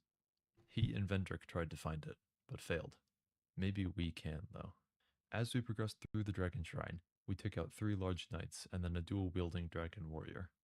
There are other warriors, but they will let you pass if you defeat the nearby knight in an honored duel. If you try to run through the area, though, good luck. But at last we find ourselves at the end of the path, where we encounter the ancient dragon. The origins of this creature are unclear, as several characters refer to it as a false dragon. It drops the soul of a giant upon defeat, and there are rumors about Aldea trying to create a dragon. So this may not be a real dragon, but it definitely looks the part. It speaks to us telepathically, and gives us the Ashen Mist Heart, which allows us to delve into the memories of dead things around the Dark Souls 2 map. Using this, we can return to the Undead Crypt and enter Vendrick's memories. He will tell us that we still lack the ability to truly sit the throne. Until we can cure the undead curse, we won't be a true monarch. Vendrick simply tells us to seek the crowns before the memory fades. So we need to find the crowns of ancient kings, which will give us the ability to become the true monarch and cure our undead curse. Luckily, we still have 3 shrines we have yet to visit. Time to go to the DLCs.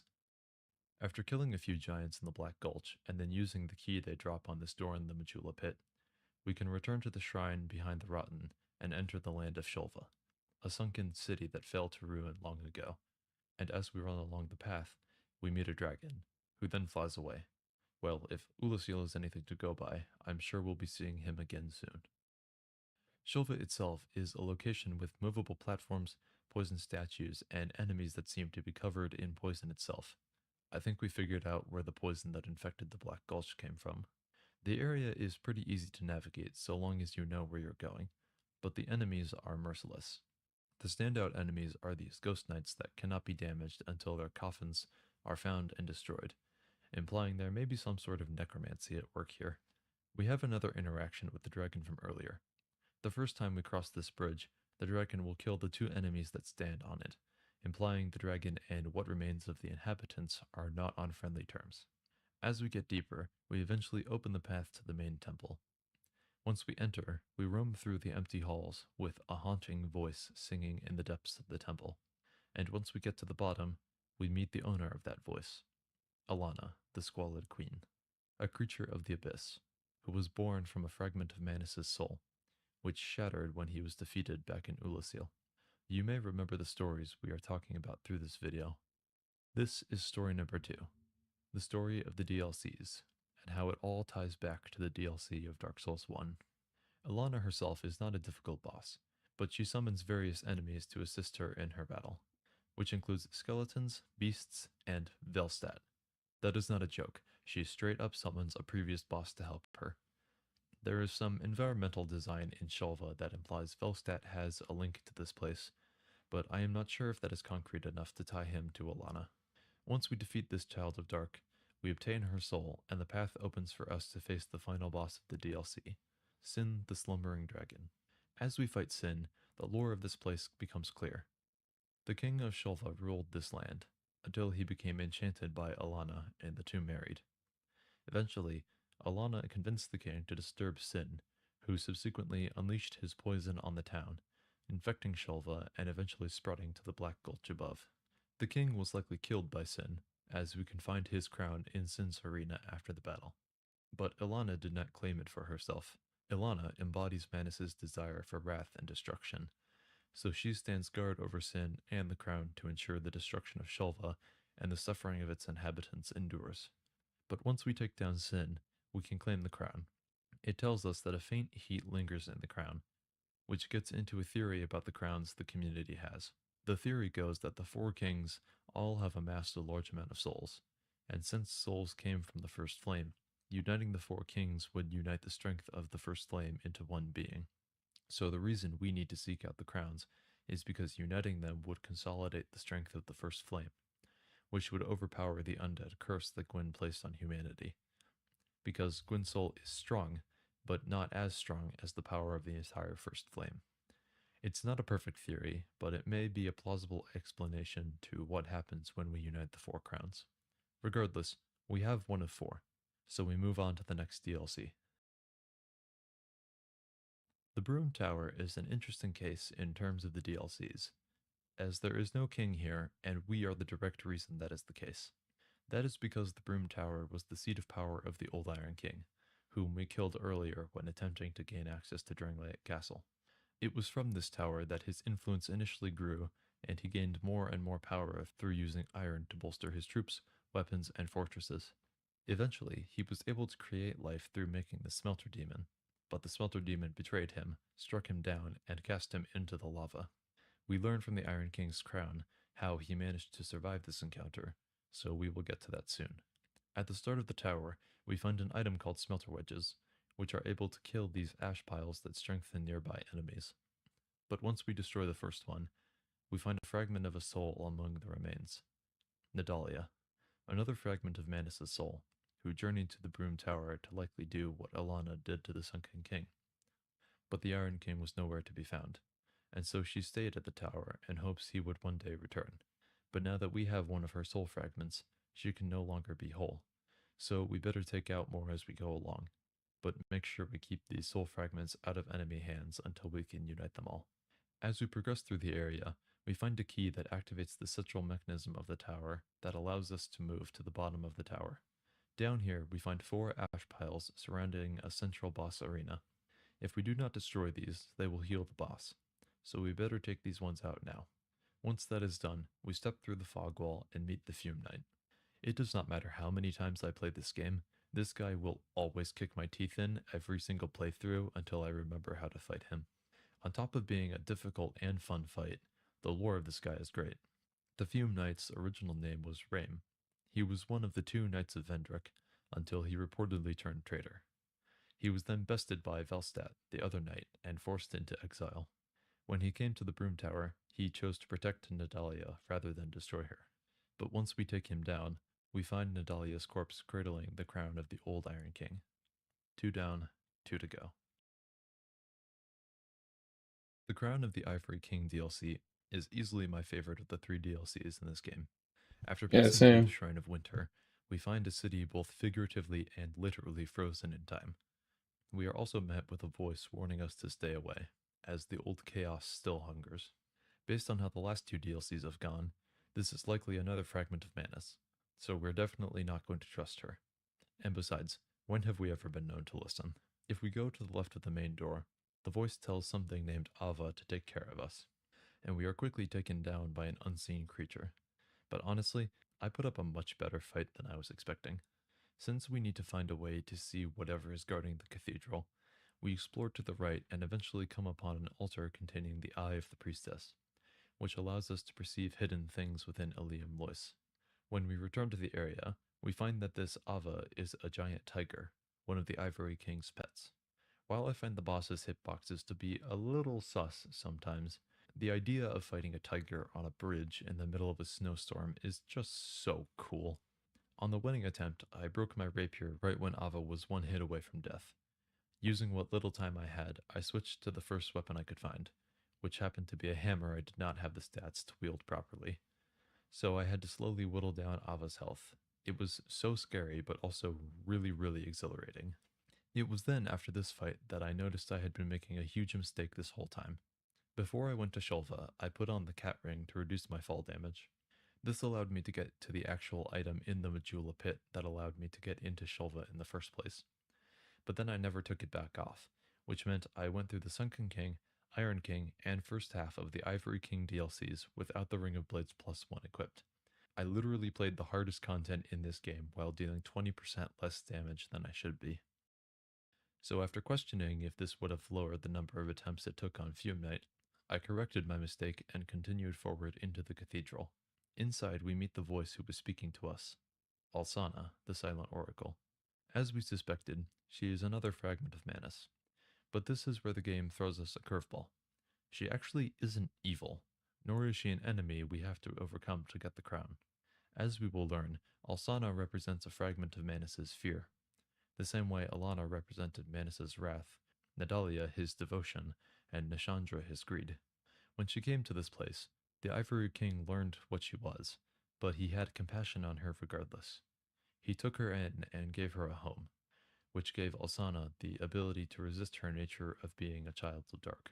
When the Ivory King was forced to face the old chaos personally, he and his knights were consumed by its flames, and Alsana summoned the storm to freeze Ilium Lois in time.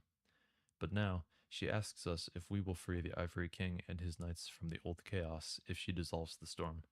When we agree, the spell is broken, and the rest of the Ilium Lois map opens up. Now, we technically can go fight the Ivory King right now, as the entrance to the old chaos is in this very room. But good luck trying to deal with all of the Ilium Knights before the king even shows up. No, instead, we now go back through the city and can explore the areas that were once blocked off by ice. There are 3 imprisoned Ilium Knights that managed to escape the old chaos, and 1 who already stands ready. We need to free them so they can help us in the battle. After getting all 3, we return to the cathedral and plunge into the old chaos with the 4 knights in tow. And immediately, the environment of the old chaos evokes a similar feeling to something else we have seen before. And it is here, after experiencing all 3 DLCs, that the genius of the story design comes into focus. Now, this is my interpretation, so take it with a grain of salt. But remember, I am operating based off of the question, what is the game trying to tell us? Remember how it can be argued the four Great Ones all seemed to be spiritual successors of the original four lords we faced in Dark Souls 1? Well, the base game and the 3 DLCs all represent the 4 original owners of the Great Souls found within the First Flame. Let's walk through them. Nito was the Lord of the Dead, and his spiritual successor was found in the Rotten. Death is often associated with decay and rot. Where do we find decay and rot? In Shulva. Furthermore, Ilana represents Manus' wrath, and it is not uncommon for death to be associated with the feeling of anger, whether that be the one who is dying, or the ones close to the dying individual. A dragon is also close by, and the Age of Ancients came to an end mainly due to Seath's betrayal of his brothers, which gave the lords the knowledge of how to defeat the ancient dragons. Gwyn was the greatest of the original lords, and he built an empire out of the ashes of the Age of Ancients. The old Iron King, upon being cast into the lava, came into contact with a remnant of Gwyn's soul, as we learned from the Iron King's crown. From there, his distaste for the undead became apparent, in the events that take place in the Huntsman Copse. Next, Dahlia represents Manus' devotion, as she clutches the artifacts of the Iron King, hoping for his return. And Gwyn inspired his knights so much that many of them followed him into the kiln of the First Flame. Now, the furtive pygmy was so easily forgotten, much like the kingdom of Drangleic. The kingdom is just the next in a long line of cycles, where the fire was linked, then it began to fade, only for a new monarch to come and continue the Age of Fire. In the far future, the name Drangleic, and Vendrick its king, may never be remembered. As we learn later when we visit his memory, Vendrick ultimately saw the folly in keeping the Age of Fire going, and believed it was best to let the Age of Dark come. And Nishandra represents Manus' greed. She desires power, and the ability to write her own future. By taking the throne and the First Flame for herself, she would ensure she is not so easily forgotten. And finally, we have Liam Lois. This land is frozen in time to keep the old chaos at bay. Its fragment of Manus, Alsana, represents the father of the Abyss's fear. The final original lord we have yet to talk about is the Witch of Izalith. When the First Flame began to fade, she, much like Gwyn, was afraid of the coming dark. In her fear, she and her daughters tried to create a new First Flame, which only caused them to be consumed, create the demons, and plunge the land of Izalith into Chaos Flame.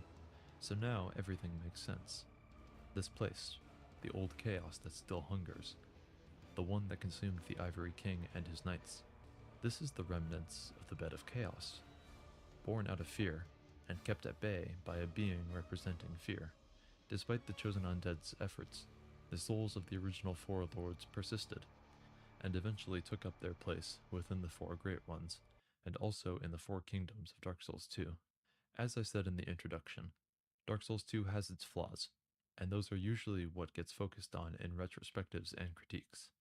However, the story of this game does an amazing job of continuing what Dark Souls 1 started, provided you choose to look past the enemy ganks and adaptability stats.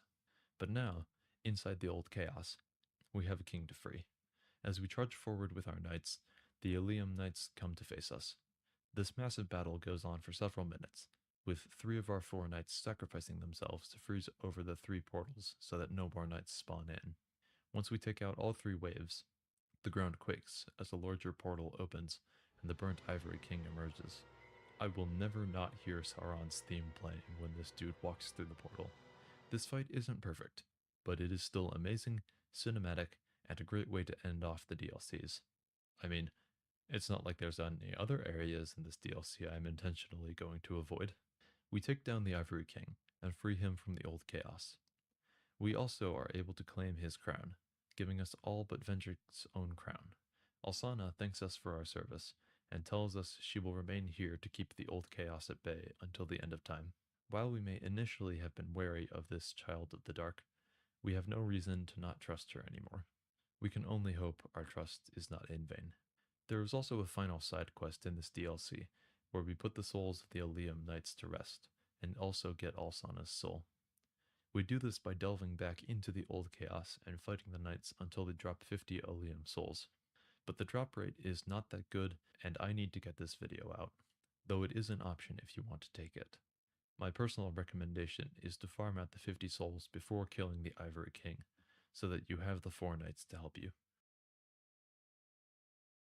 But now, with the 3 DLC crowns collected, we have only Vendrick's to obtain.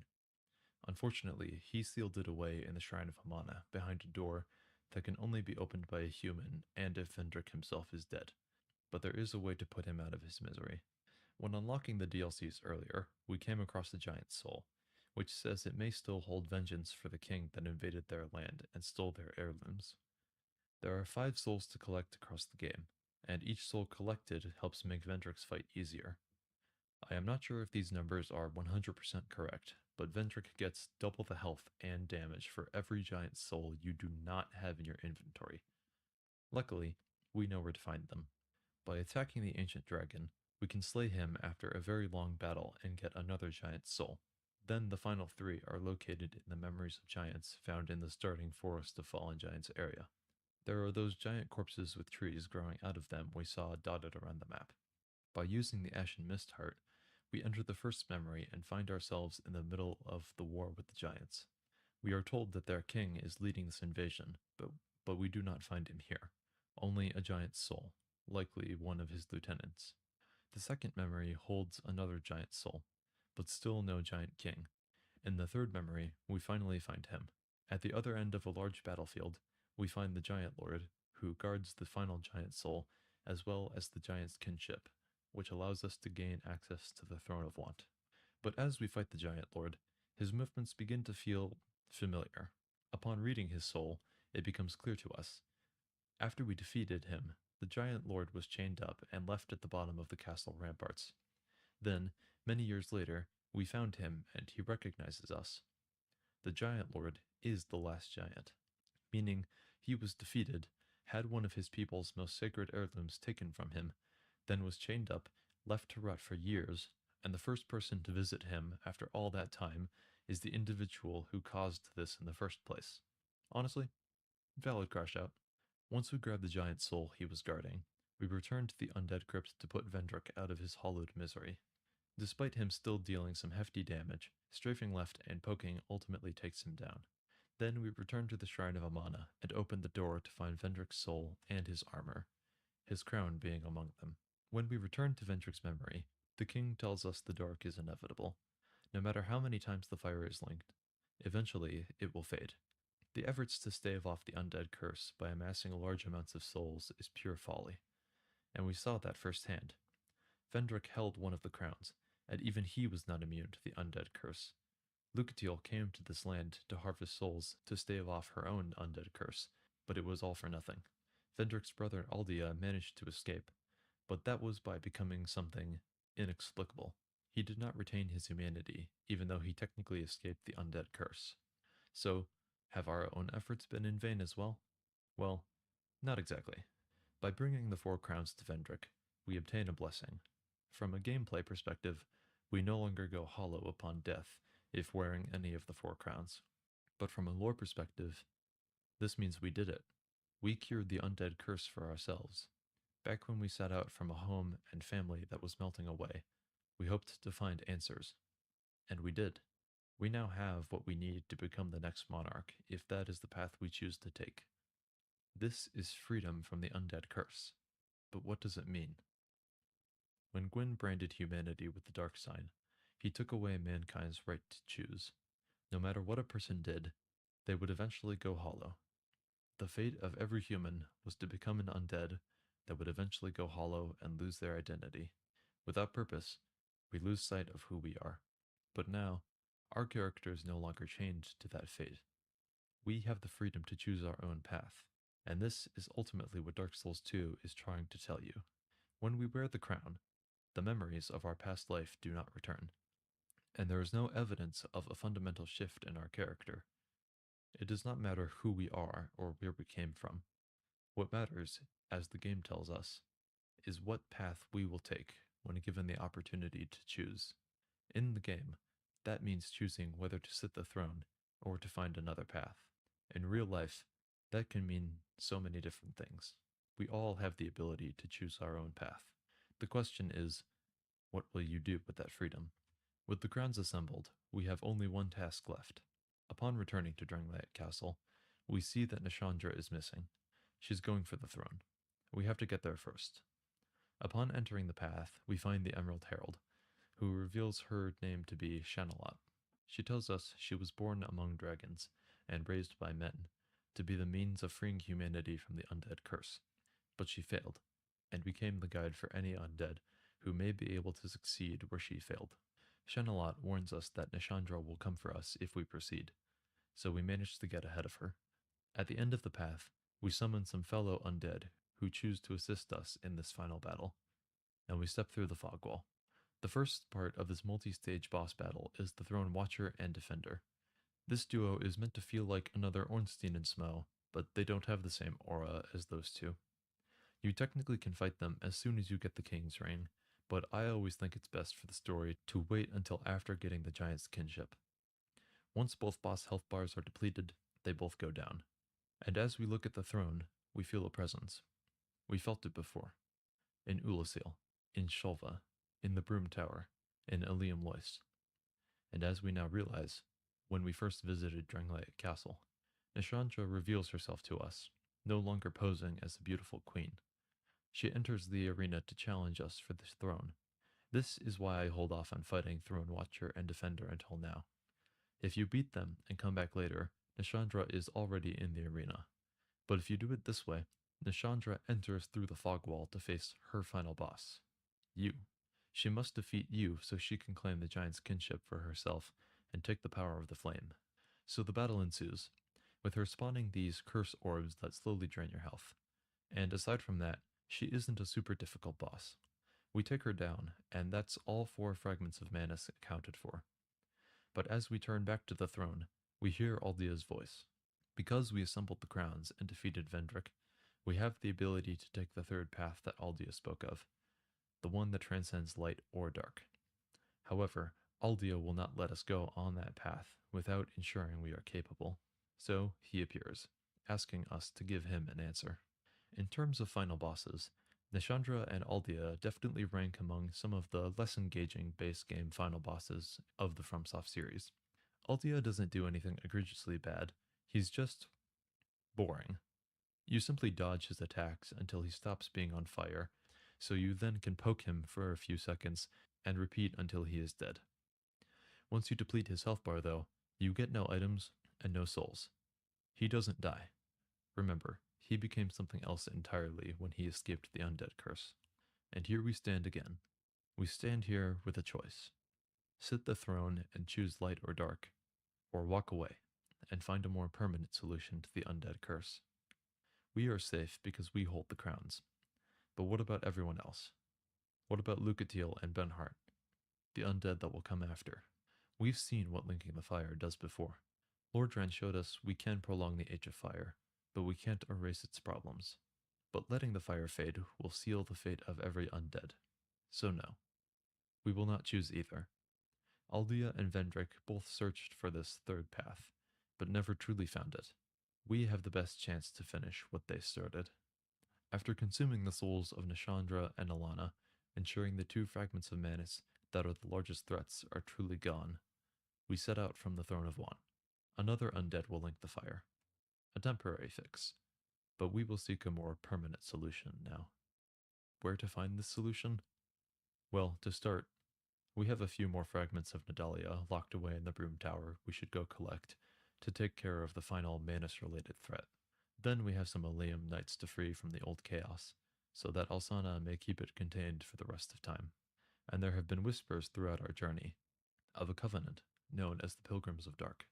They speak of an angel that lurks in the dark.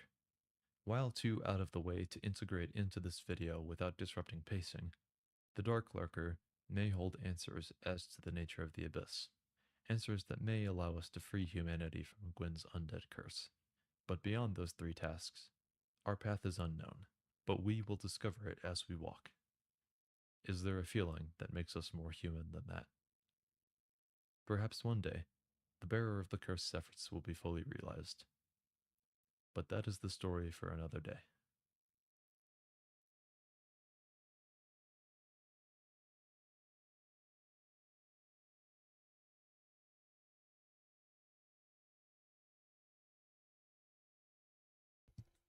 Alright. Well, I'm not gonna lie, guys. I'm gonna wrap up the stream here. I'm going to try to acquire Dark Souls 3. And if I do, I might be back within an hour. So, it's been an absolutely extreme W. Cinematic experience, and I'm really looking forward to the next one. So, I'm going to try to do what I need to do as fast as possible. Thank everybody who stopped by, as always. Everybody who's watching, all the new subs, anybody in the future watching. We'll be back very, very shortly.